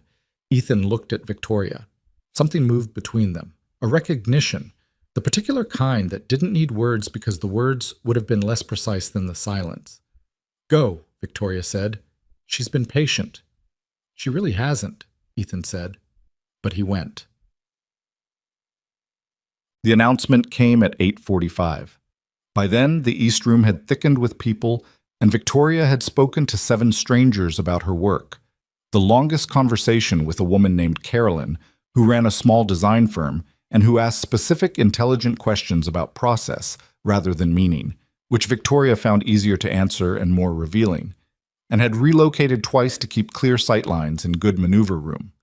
Her arms were tired from the navigation in a denser crowd than she normally handled, and she was on her second glass of water because she'd found early in her recovery that public events had an energy drain she hadn't had before and that she was still calibrating. She was near the East Room entrance, talking with Diane and a sculptor named Marcus, whose large ceramic work was in the West Room, when the Foundation's executive director, a compact woman in her 50s named Helen Cross, tapped a glass at the center of the main gallery. "Awards are announced at the 1-hour mark," Diane said. "I know." Victoria had read the program. There were 4 awards: Best in Show, 2 category honors, and Best Emerging Artist. The emerging category was for artists who had not previously shown in a juried exhibition. She technically qualified. She had also not thought seriously about the awards, because thinking seriously about awards was the kind of expectation setting that led to falls from significant heights, and she'd had enough of those. Helen Cross spoke briefly about the Foundation, about the year's submissions, about the quality of the work. Standard remarks, the kind that were genuine but also practiced. Victoria listened from the doorway of the East Room, Diane beside her. The crowd redistributed around the central gallery space. The category honors first. A photographer named James Adler for his documentary series sustained applause, the man making his way to the front with a slight nod. A printmaker whose name Victoria didn't catch, but whose work she'd seen in the West Room and respected. "Best Emerging Artist," Helen Cross said. The room had the particular quiet of people in a room together wanting the same category of thing: resolution, meaning, a moment to respond to. Victoria Sterling. She heard it clearly. There was no ambiguity, no almost sounding like.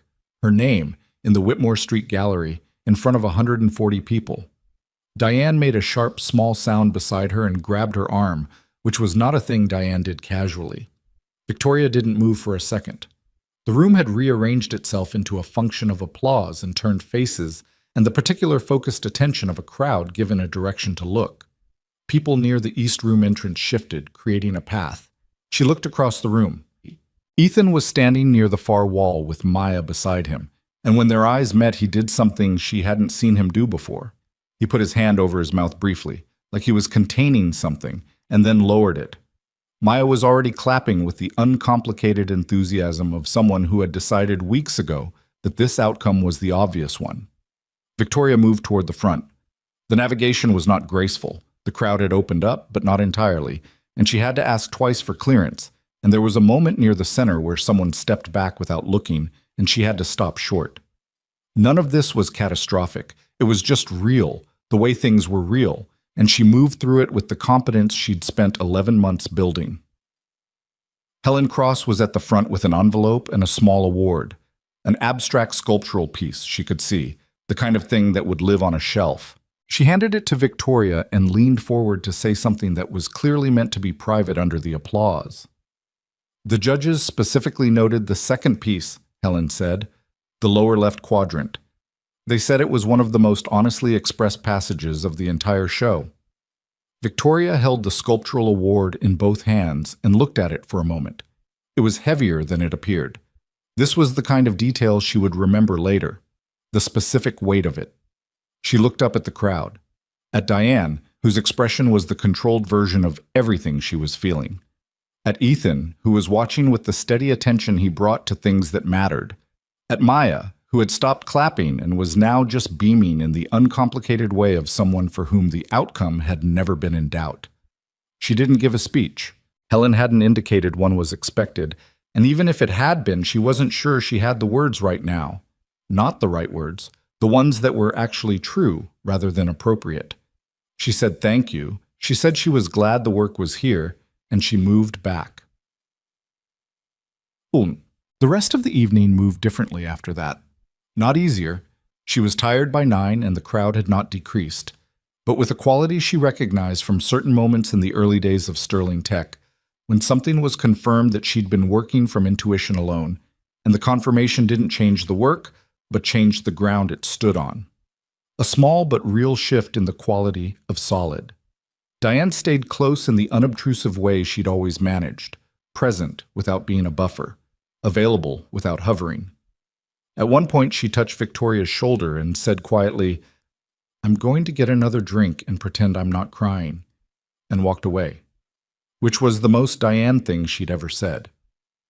Ethan found her near the East Room around 9:15, Maya finally agreeing to sit on a bench near the gallery entrance with Victoria's award on her lap, treating it with the responsible seriousness of a child who had been trusted with something important. "She asked if she could hold it," Ethan said. "I heard. She's been lecturing people near the door about the exhibition for the past 20 minutes. "What people?" "Strangers. Arriving strangers. She gives them an overview." Victoria looked at Maya on the bench, holding the sculptural award carefully and watching the room with the concentrated engagement of someone who had found their purpose for the evening. "She's going to be terrifying when she's older." "She's already terrifying," Ethan said, but in the voice that meant the specific opposite. They stood together near the doorway of the East Room, looking at the 2 panels on the far wall. The crowd had thinned slightly in this room, and from here, at this angle, with the evening behind them, the work looked like what it was: imperfect, honestly made, present. "Carolyn Marsh talked to me tonight," Victoria said, "the woman who runs the design firm. I know who she is. She's been involved with the Accessible Design Coalition. They've been trying to get more visibility for adaptive product work." "She mentioned the coalition." Victoria looked at him. "She also asked about you." He turned his head. "About me?" She'd read the concept piece in the journal, the attachment system. She watched his expression go carefully neutral, the way it went when he was managing a response. "The journal put your location in the byline. She recognized Crestwood." "What did she say?" "She said the concept was solving a real problem in a way she hadn't seen approached that way. She asked if you'd be interested in connecting." Victoria paused. "I gave her your number. I should have asked first." He was quiet for a moment. "No, it's fine." He looked back at the panels. "The cardboard mock-up is not a prototype." "You said that." "I still have about a month of work before it's anything I'd show a coalition." She's not expecting a finished product. She wants to talk about the direction. Victoria let that land. "You sent the concept to a journal before you had a prototype." "That was different." "How was it different?" He thought about it. She could see him thinking about it. The honest consideration rather than the reflexive response. "It was easier to send something to a publication I'd never meet," he said. "This is someone local, someone in the field." "I know." She understood the distinction, the difference between sending work into the abstraction of a publication and having a real conversation with a real person who would ask real questions and expect real answers. "It's scarier." "Yeah. That's why it matters more." He looked at her sideways. "You're doing the thing again." "I know. You can do it back to me any time." He was quiet for a moment. Then, "The program you got into, the artist residency." She had mentioned it to him 2 weeks ago. The prestigious program on the East Coast, a 6-month artist residency for mid-career artists with demonstrated work. She'd applied without expecting to be considered seriously, with the same impulse that had made her submit to the exhibition, before she could talk herself out of it. She hadn't heard back yet. "What about it?" "If you get in," Ethan said, "that's 6 months." "I know what 6 months is." "You'd be good there." "I might not get in." "You're going to get in." He said it the way he said things that were observations rather than encouragements. I'm saying, when you do. That's 6 months away from the company. I have a management team. I've been building toward them being able to operate without me being physically present every day. That was a goal pre-accident that the accident actually accelerated, practically speaking. I'm not worried about the company. She looked at him. Then what are you saying? He looked at the floor for a moment. It was the closest thing to uncertainty she'd ever seen from him. Not the uncertainty of not knowing something, but the uncertainty of knowing something and not being sure whether to put it into words. I'm saying it'll be different, he said, without the Saturdays. The room was doing its late evening thing around them. The crowd at its lowest density now, the clink of the last wine glasses, gallery staff beginning their quiet cleanup preparations. The two panels on the far wall were lit the same way they'd been all evening, patient in the way that objects were patient. Victoria looked at the panels and then at Ethan. We have phones, she said. I know. And the Saturdays aren't going anywhere until I know whether I got in. Right. He nodded once. It was the kind of nod that meant yes, and also meant I hear more than just what you said, and also meant okay. The specific nod of someone who communicated efficiently enough that a single gesture could carry several things at once. Maya appeared at Ethan's elbow with the award, which she had apparently decided she was done guarding. The man by the door said the gallery closes at 10, she said. It's 9:43. I know how to tell time, Maya. Just in case. She held the award up to Victoria. Her expression had the seriousness back. You should have this. It's yours. Victoria took it. The weight again. She'd remember that. Thank you for holding it. I told 4 people what it was for. Maya looked up at her. They all said congratulations. Thank you for that too. You're welcome. Maya looked between her father and Victoria with the calculating equanimity of an 8-year-old who understood more of what was happening around her than adults assumed. Are we going to get food? Dad said maybe after. Maybe after, Ethan confirmed. Dad always says maybe after, Maya said to Victoria. What does maybe after usually mean? Sometimes yes, and sometimes he's too tired. Maya assessed her father. He doesn't look too tired. Ethan rubbed his face. I'm not too tired. So yes? So yes, go get your coat. Maya went. Ethan watched her go and turned back, and he and Victoria were standing in the east room of the Whitmore Street Gallery, the crowd down to a dozen, the panels on the far wall going quiet in the gallery light. The taqueria's open late, he said. Victoria looked at the award in her lap, at the room, at Ethan in his jacket for occasions, which he'd mostly stopped looking self-conscious in over the course of the evening.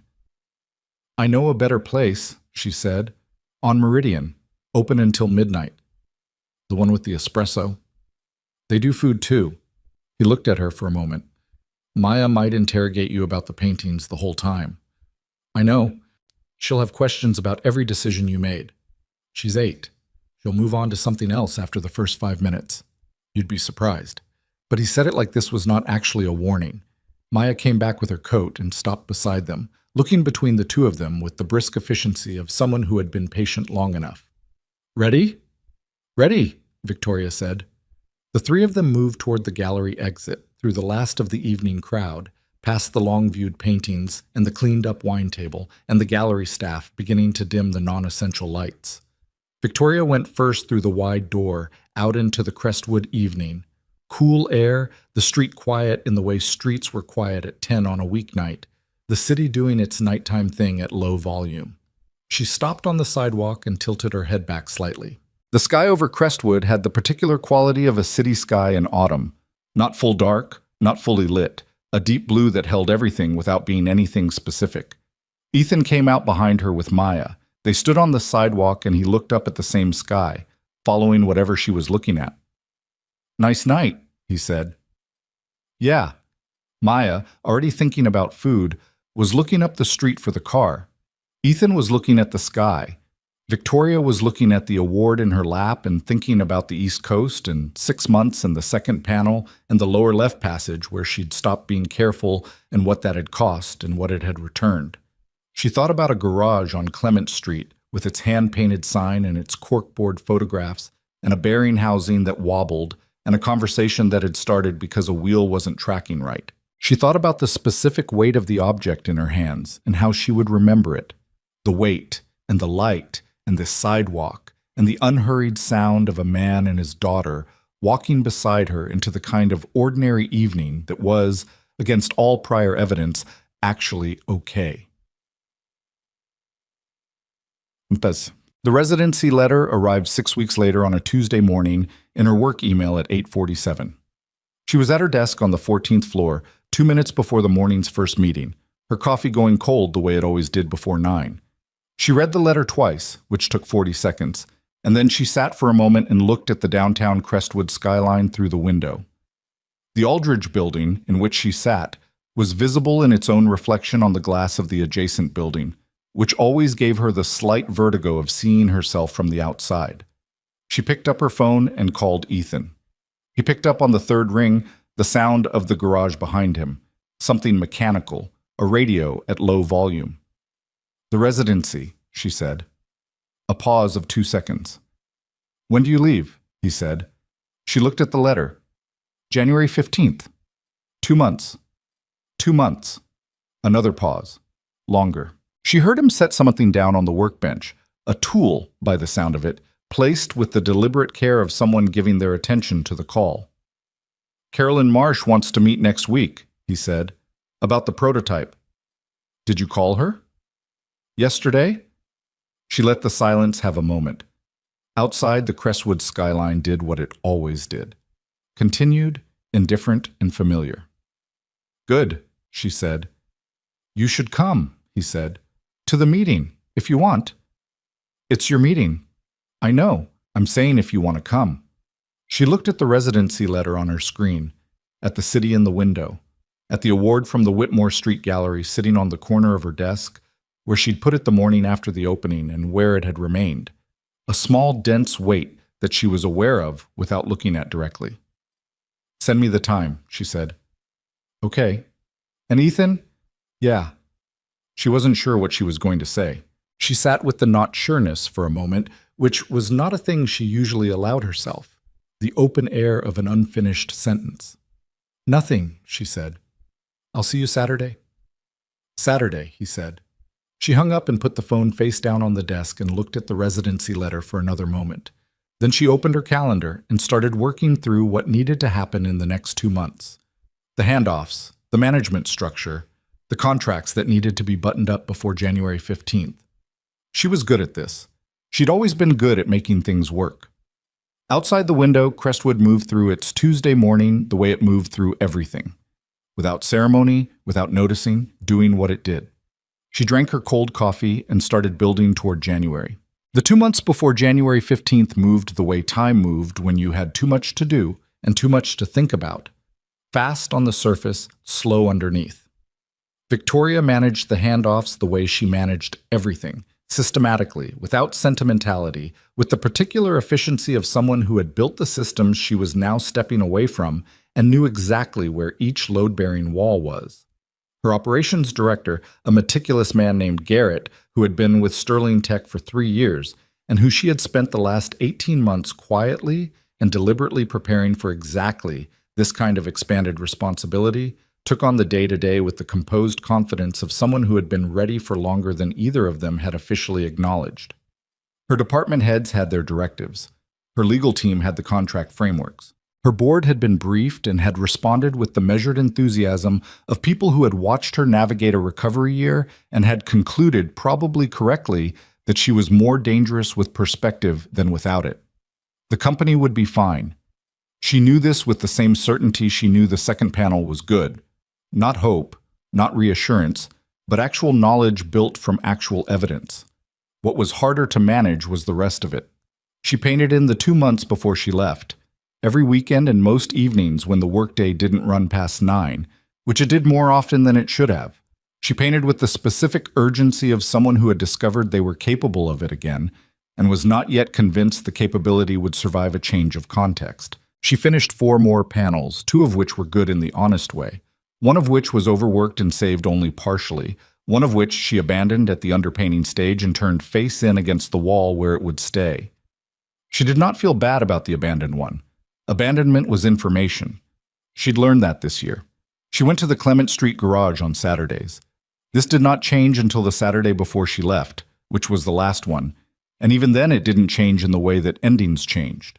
It changed the way things changed when they were not actually ending. The meeting with Carolyn Marsh had happened in November. Victoria had gone, as invited, and had sat in the corner of a conference room in Carolyn's design firm on Hawthorne Avenue while Ethan presented the modular attachment system. The real prototype now, built in aluminum, the 4 frame geometry variations working exactly as the sketches had predicted. Carolyn had asked the specific, intelligent questions of someone who understood the field. Ethan had answered them with the directness of someone who had done the work and knew what the work was. Victoria had watched this and not said much, and had felt something she couldn't name precisely. Something like pride and something like recognition and something that was its own thing, particular to watching a person who had been containing themselves step into the full space of what they were capable of. After walking to the parking lot, Ethan had said, "You didn't say anything in there." "You didn't need me to." He'd been quiet for a moment. "Carolyn wants to bring the coalition in. They have contacts with 3 medical equipment manufacturers." "I know. I was in the room. I mean, this is a different scale than the garage." She'd looked at him. Is that a problem?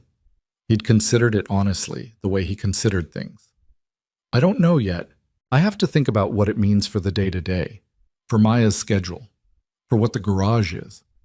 It doesn't have to become something else." It might, though.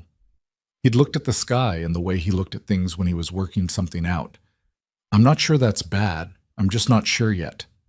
"That's honest," she'd said. "Maya thinks I should do it." Maya's 8. Maya's extremely intelligent and has 0 patience for my hesitation. Victoria had almost smiled. She gets it from somewhere. He'd looked at her sideways. "I'm not hesitant." "You're cautious. There's a difference." "You sound like me. I've been listening to you for 3 months.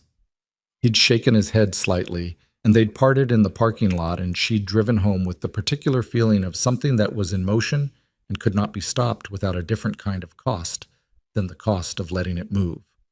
The last Saturday was January 11th.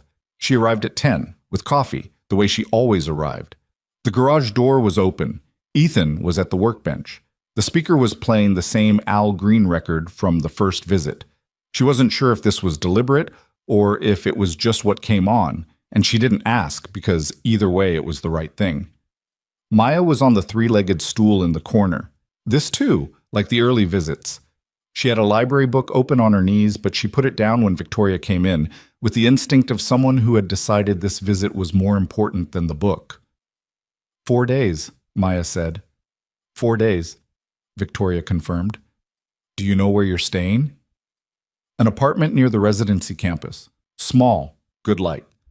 Maya processed this. "Do they have good art supply stores?" "I've already looked into it." "Did you find one?"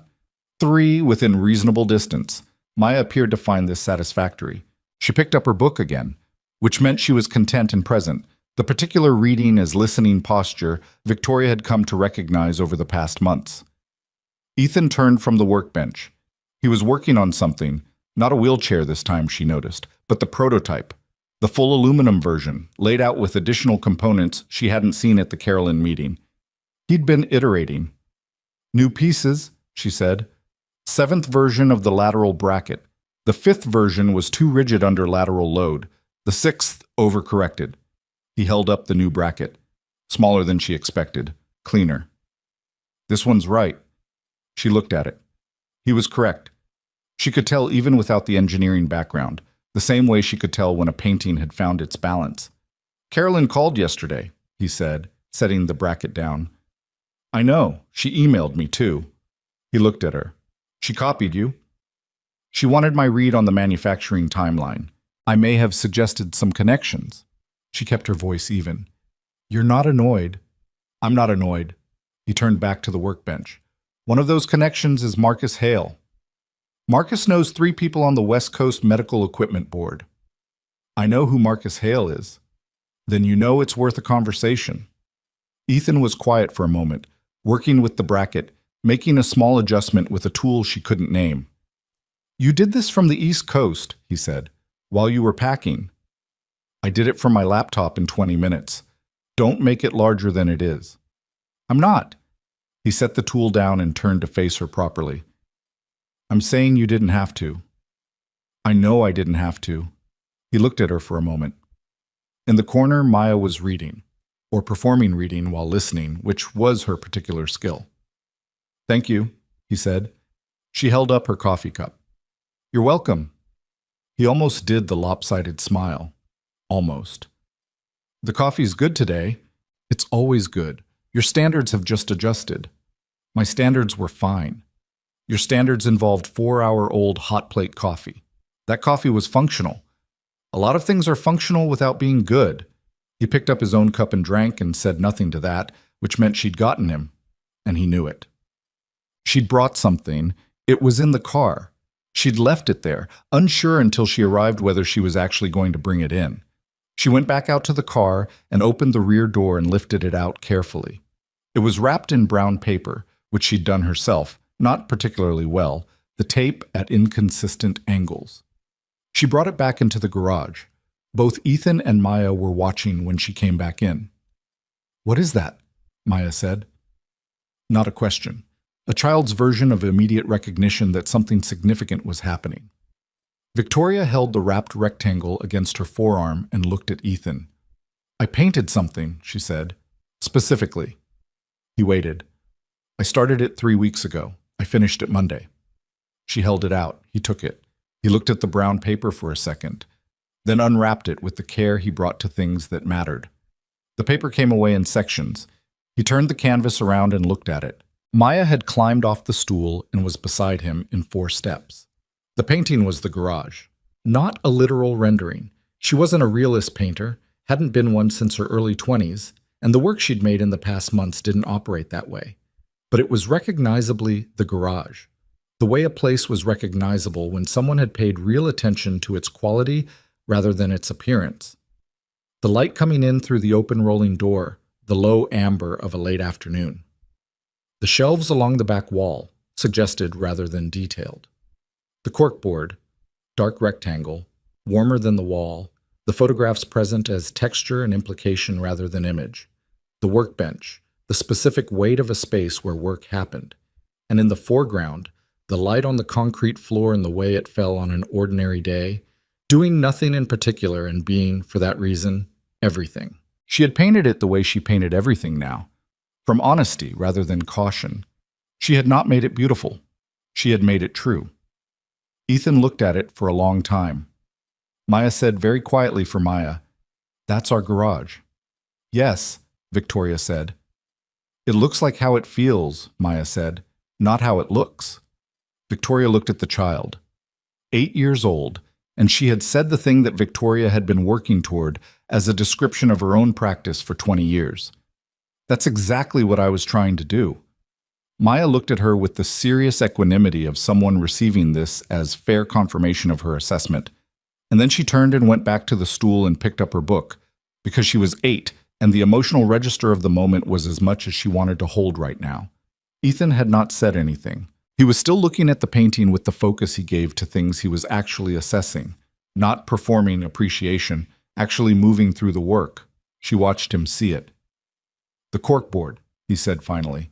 "I spent 2 days on the corkboard." "It's right." He looked up. "The light is exactly right.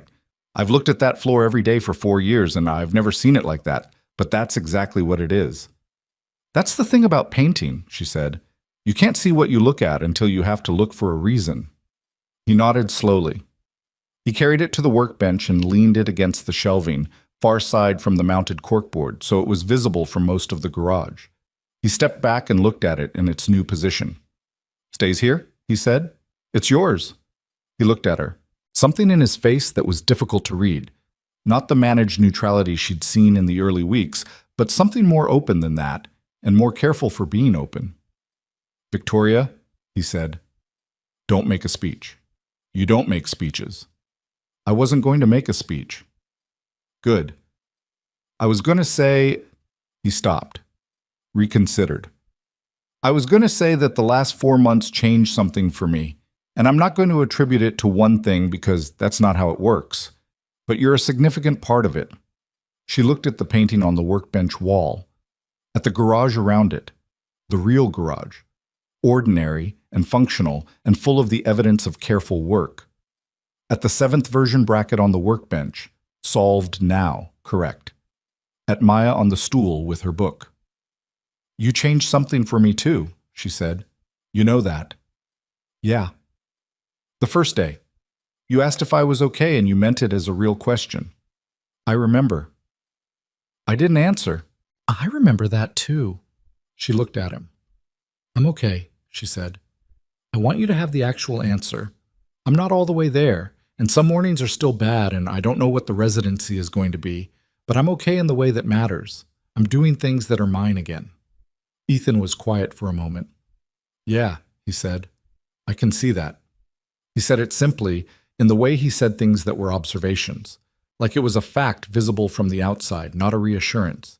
She believed him because he didn't reassure. He observed, and when he told you something, it was because he'd looked carefully first. She left on the 15th. The drive to the airport was early morning, before the city was fully awake. Crestwood in the particular pre-dawn state of a place that had not yet started performing itself for the day. She drove the modified car, the one she'd been driving for 11 months, the hand controls she knew now with the unconscious fluency of anything practiced past the point of thinking. She was not sad about leaving. She had thought she might be, in the weeks leading up to it, imagining the departure as a loss of something. It didn't feel like a loss, it felt like a continuation. Her phone had 3 texts from that morning. Diane. Call me when you land. I'm going to be anxious until you do, and I'd rather not be anxious all day. Garrett, her operations director, a brief professional note confirming a contract detail that he was handling and had wanted to flag, which was exactly the kind of message that meant the handoff had worked.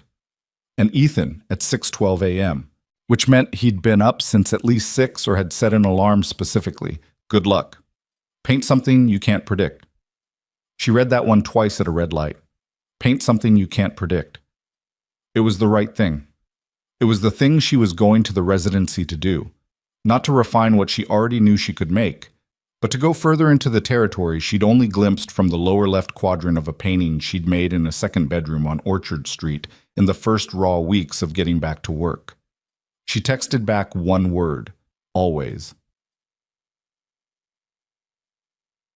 The residency was 6 months of the hardest and most necessary work she'd done since the early days of Sterling Tech.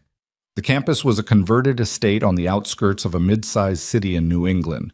Old stone buildings, large studio spaces with northern light, 23 artists across disciplines sharing resources and schedules, and the specific social ecosystem of people who were serious about their work and not always easy to be around. Victoria had not expected it to be easy, and it wasn't. The studio space she was assigned had a long window that looked out onto a courtyard that was, in January, bare and cold and gray. She had spent the first week arranging and rearranging the space, finding the workflow, calibrating to northern light, which was different from Pacific Northwest light in ways she hadn't anticipated. She had started 3 canvases in the first 2 weeks and abandoned all 3, and felt each time that she had wasted time. And then she had talked to a sculptor named Bridget who had been doing residencies for 20 years and who said, with the flat directness of someone who had no interest in softening experience, "The first month is always garbage. You're meeting your own habits."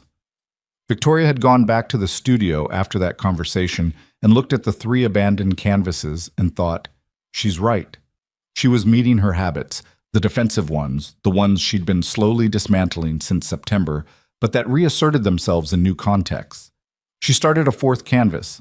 She didn't abandon it. She talked to Ethan twice a week, usually in the evenings when he'd put Maya to bed and had the garage or the house quiet around him. The calls were not long. Neither of them operated on long calls. But they were regular in the way that regularity mattered, the way knowing something would happen made it a different kind of thing. He told her about the prototype and the coalition meetings and the first real conversation with a manufacturing contact that had gone better than expected and then complicated in ways he hadn't anticipated and that he was working through. He told her about Maya's swimming, which had moved from toleration to genuine competitive intensity over the winter. He told her about a sketch he'd made that he didn't know what to do with. A product concept beyond wheelchairs, something in the broader landscape of adaptive design, something that had surprised him when it came out of the pencil. "Send it to me," she said. "It's a rough sketch." "I know what rough sketches look like." He sent it. She looked at it on her phone in the studio with the northern light coming in gray over the bare courtyard, and she looked at it for a long time with the specific attention she'd learned from him. The honest assessment, not the kind assessment. "The proportions are off in the lower right," she texted back. "I know. Everything else is correct." A pause, then, "That's what I thought. Make the adjustment and send the revised version to Carolyn." "I was thinking about it." "Stop thinking about it." Another pause, then, "How's the painting?" She looked at the fourth canvas, the one she hadn't abandoned, the one that was 3 weeks in now and beginning to tell her what it wanted to be. "Getting honest," she said. "Good honest or bad honest?" "Is there bad honest?" "There's honest that's just pain, and then there's honest that's pain plus something else." She looked at the canvas, the paint surface, the layers, the decision she'd made yesterday that had unlocked something she hadn't been able to reach for months. "The second kind," she said. "Mostly." "Good," he said. And she could hear the real thing in his voice. Not the polite satisfaction of someone saying the right thing, but the actual relief of someone who cared whether she was okay and had been waiting without making an issue of it to hear that she was. She finished the residency in July. Not officially. The program ran through mid-July, and she was there for all of it. But she finished in the sense that mattered in the final week of June, when she completed the last large-scale canvas in the series she'd been building since February, a series of 7 paintings that constituted the most honest work she'd ever made. She knew this not because she felt good about them, though she did, but because she could see them clearly. Their actual strengths and their actual limitations, in a way she'd never been able to see her own work before, and that clarity felt like a different order of capability than what she'd had before the accident. The accident. She still thought of it as a dividing line, before and after, but the quality of how she thought about it had changed. It wasn't a wall anymore. It was more like a place in a road where the road turned and you couldn't see what had been on the straight path that continued on the other side of the turn. She'd been grief-stricken about that straight path for a long time. She still was, sometimes, on the bad mornings Patricia had helped her understand she'd always have occasionally. The grief wasn't wrong, but it sat differently now alongside what was on the road she was actually on. She had learned something about fear in the residency. Not that it went away. It didn't. And she was suspicious of narratives in which it did, because that was the fairy tale version. And she'd stopped needing the fairy tale version sometime around October, when a man in a garage had asked her a real question and waited for a real answer. What she'd learned was that fear was information and not instruction, that it told you where something mattered without telling you whether to proceed, that proceeding despite it was not the same as recklessness. That being afraid of something and doing it anyway was not a heroic quality. It was a practical one, the ordinary work of a person who had decided that what they were afraid of was less important than what they would lose by not going. She thought about this in the final weeks of the residency, and thought about who had taught her, by example rather than instruction, that this was true. She thought about a man who had sent a design concept to a journal before he could talk himself out of it, who had called Carolyn Marsh one afternoon while his daughter was at swimming, who had pulled out old sketches and put them back, and then pulled them out again until finally the question stopped being whether and started being when. She called him on a Wednesday evening in late June after the last large canvas was finished. He picked up on the second ring. "Done," she said. "The series?" "The series." She heard him exhale, a quiet sound, the kind that meant relief rather than surprise. "Tell me," he said. 7 paintings. The largest is 4 feet by 5. The smallest is 18 by 24. She paused. "They're good." He knew what it cost her to say that without qualification. "Yeah," he said. "I know." "How do you know?" "Because you'd have said I think they're good if you weren't sure." She was quiet for a moment. This was the thing about him. The careful attention, the way it had accumulated over months into a kind of knowing that was different from what she shared with Diane or Patricia or anyone else. Not more or less. Different. The specific knowledge that came from watching someone work, from being honest with them in the way that honesty was possible when there was nothing to perform. "How's the coalition meeting?" she said. "Next week. The manufacturing contact is flying in. In person. In person." A beat. "Maya made me get a new jacket." "For the meeting?" "She said the one I wore to the gallery was fine, but this is business and they're different." She's not wrong. She's 8. She was 8 in September. She turned 9 in January. A pause. "You remembered." "I sent her a card." "She put it on the wall in her room." He said it simply. "She talked about it for 2 days." Victoria looked at the finished canvas against the studio wall, at the northern light in the courtyard, which in late June had turned into something else entirely, green now, alive, the courtyard full of what it had been holding through the bare winter. She looked at the light and thought about the light in a garage on Clement Street and how, months ago, she'd noticed it was the same quality, that low amber, the kind that made everything look like it was being seen for the first time. "I've been thinking about what comes next," she said. "For the company? For the painting?" Garrett's been managing Sterling Tech well. Better than well. Honestly, he's made decisions I wouldn't have thought to make, and 2 of them were exactly right. I'm going back to the CEO role in July, but I think the structure has changed permanently. I can do both. You always could do both. I didn't know that before. I know, he said. I'm saying you can. She heard the distinction, not a correction, an observation, present tense, about what was true now. She had told him once that she was sick of the performance of being watched to see if she was okay. He had never watched her that way. He had watched her the way you watched someone who was already capable and were simply curious about what they would do with it.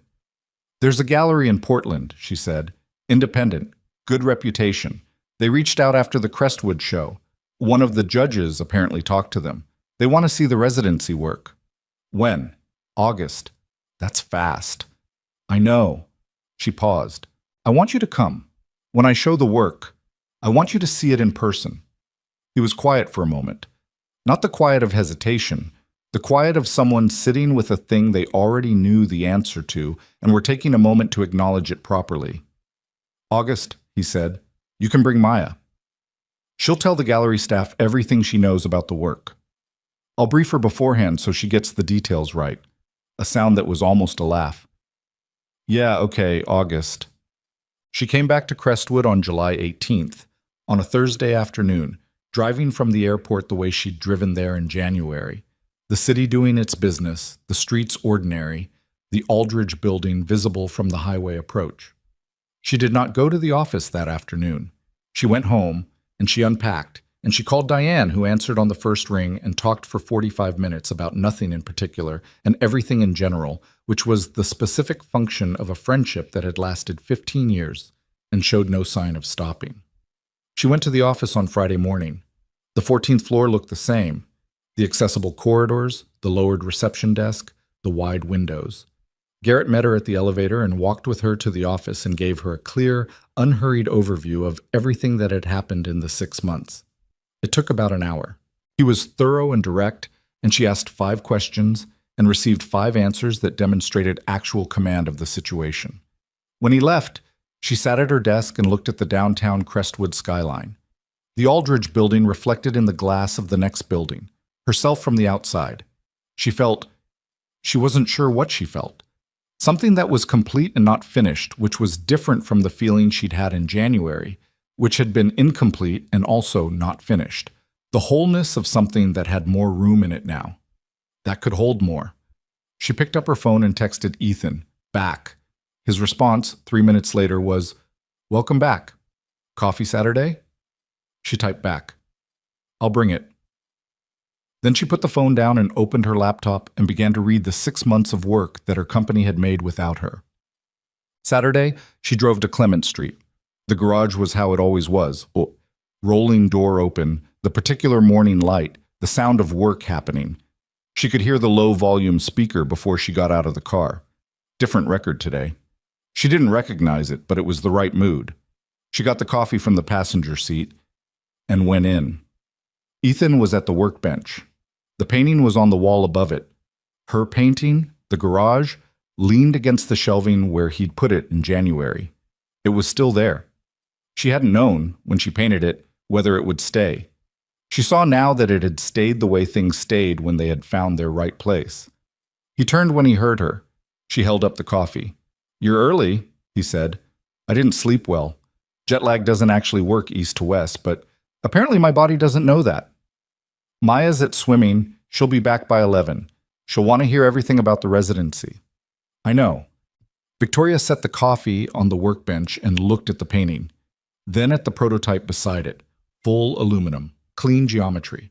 The 7th version bracket she'd last seen in January, now part of a completed assembly that hadn't existed then. "You finished it."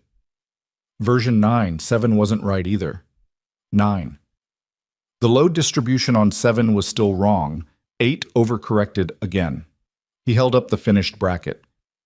9 is right. Carolyn agrees. The manufacturing contact agrees. She looked at the complete assembly, the whole system, everything he'd been building from the first cardboard mock-ups, present now in real material. "It's good," she said. "It works," he said. And then, after a moment, the thing she recognized in his voice now. "It's good." She looked at him. He was looking at the assembly the way she looked at finished paintings. The honest look, seeing it for what it actually was, without the inflation of hope or the deflation of self-doubt. The clean look.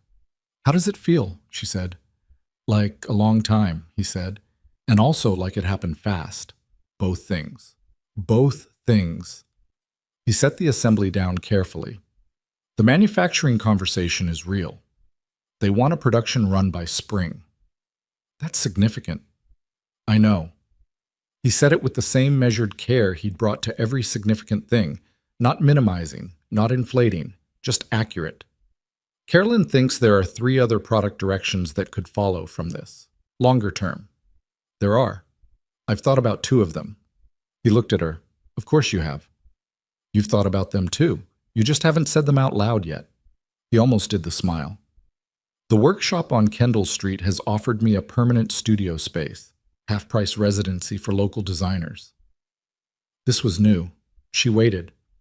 "I'm thinking about what it would mean for the garage," he said, "whether both things can exist. The repair work and the design work."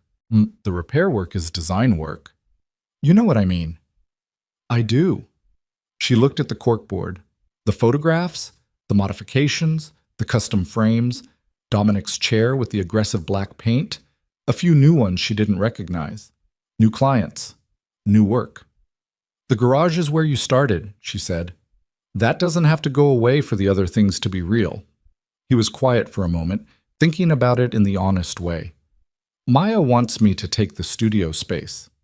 "Then take the studio space. She's 9. She's extremely intelligent and has 0 patience for your hesitation." He looked at her. "That's what I said about her." "I know, I was listening." He turned back to the workbench and picked up his coffee and drank. Outside on Clement Street, the Saturday morning was in full activity. The laundromat, the taqueria prepping for the lunch rush, the particular domestic noise of a neighborhood that had been there a long time and expected to remain. Victoria looked at the painting on the wall, the garage, the light on the concrete floor, the corkboard with its photographs. She had painted it from memory and attention, from the specific quality of having been in this place enough times that it had entered her in the way places entered you. Not as a backdrop, but as a thing with its own particular weight and meaning. She thought about what it meant that she had painted it, not as a technical observation, but as a human one. Before the accident, she had painted abstract work, compositions built from formal relationships, from the internal logic of color and mark and structure. She had never painted places or people. She had considered that kind of work to be easier, more sentimental, not the territory she was interested in. She had painted this garage and it was the best thing she'd made in 20 years, and it was hanging above a workbench on Clement Street in a part of Crestwood that the real estate listings called up and coming. And that was in fact just a block where people worked and lived and tried to do things that mattered. She had been wrong about sentiment. Sentiment was not the soft version of feeling. It was the specific version, the kind that had an actual object and refused to be generalized. She had painted a specific place because a specific place had changed something in her, and the change was not generic. It was hers. It was the lower left quadrant where she'd stopped being careful, and then everything that had followed from there. "I've been thinking about something," she said. Ethan waited. "The gallery in Portland, the August show. If it goes well, there may be others. I've had interest from 2 other galleries since the Crestwood show." She looked at the painting. "I'm not leaving Sterling Tech, and I'm not treating the painting as a side project. They're both real. I'm not choosing." "Okay," he said. Not that sounds hard, or how will you manage that? Just okay, because he understood that this was a statement rather than a question. "I wanted to say it out loud to someone who would take it seriously," she said. "I take it seriously." "I know." She looked at him. "You've always taken it seriously, even before I did." He was quiet.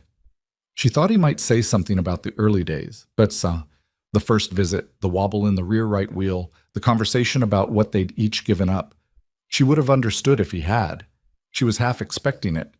Instead, he said, "The coffee's good today." She looked at him, and then she laughed. A real one, not the social kind, the kind that came from a specific place and couldn't be manufactured. It surprised her the way real laughter sometimes did. It surprised him too, she could tell, and he smiled. The lopsided one, brief, completely genuine. "It's always good," she said. "I know," he said. "I'm just saying." Outside, the morning light on Clement Street was doing what morning light did in this part of Crestwood in July. Warm and direct, none of the low amber drama of autumn, just clean and straightforward and bright. The kind of light you could see clearly in, which was the best kind.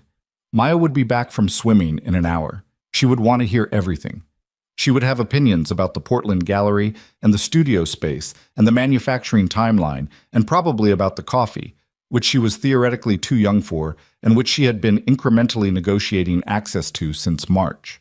Ethan would hold the line on the coffee and not on most of the other things, which was the right allocation of firmness. Victoria would sit in the garage with the painting on the wall above the workbench and drink her coffee and talk to a man who fixed broken things and a 9-year-old who had inherited her father's ability to see what was actually there. And she would not describe this as happiness exactly, because happiness was a word that asked too much of any given moment, and she had learned to ask less and receive more.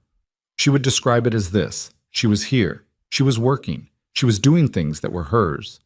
She was not okay in the smooth, frictionless sense that people meant when they said okay. She was okay in the actual sense, the one that included bad mornings and abandoned canvases and wrong version brackets and the specific grief of a before and after that never fully resolved. That okay. The real one. Ethan turned back to the workbench and picked up a tool and went back to work. Not because the conversation was over, but because this was what they did. They talked and they worked, and the 2 things happened in the same space without one requiring the other to pause. She had always liked that about this place. She liked that it had never required her to perform a particular version of herself.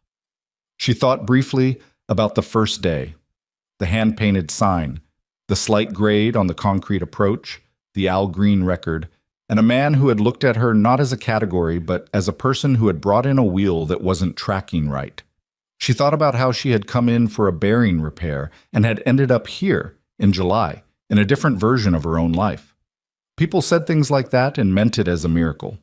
She didn't mean it as a miracle. She meant it as the plain consequence of a sequence of choices. The choice to bring the chair in, to stay while he worked, to answer the question he'd asked honestly, to open the closet, to clean the brushes, to argue the marks onto the canvas, to submit the work before she could stop herself.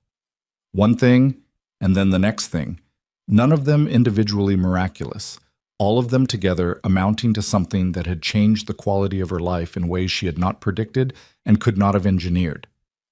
That was the thing about it. You couldn't engineer it. You could only stay present enough to notice when a door was open and walk through it anyway, even when what was on the other side was uncertain, even when you were afraid, even when your hands were tired and the canvas was wrong and the cadmium was too loud.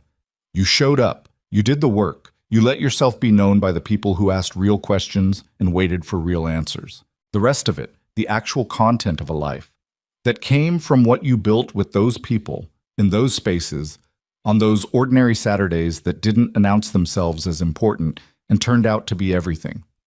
Ethan worked. The record played. The light came in through the open door the way it always had. Above the workbench, the painting hung where she had put it, and it was exactly where it belonged.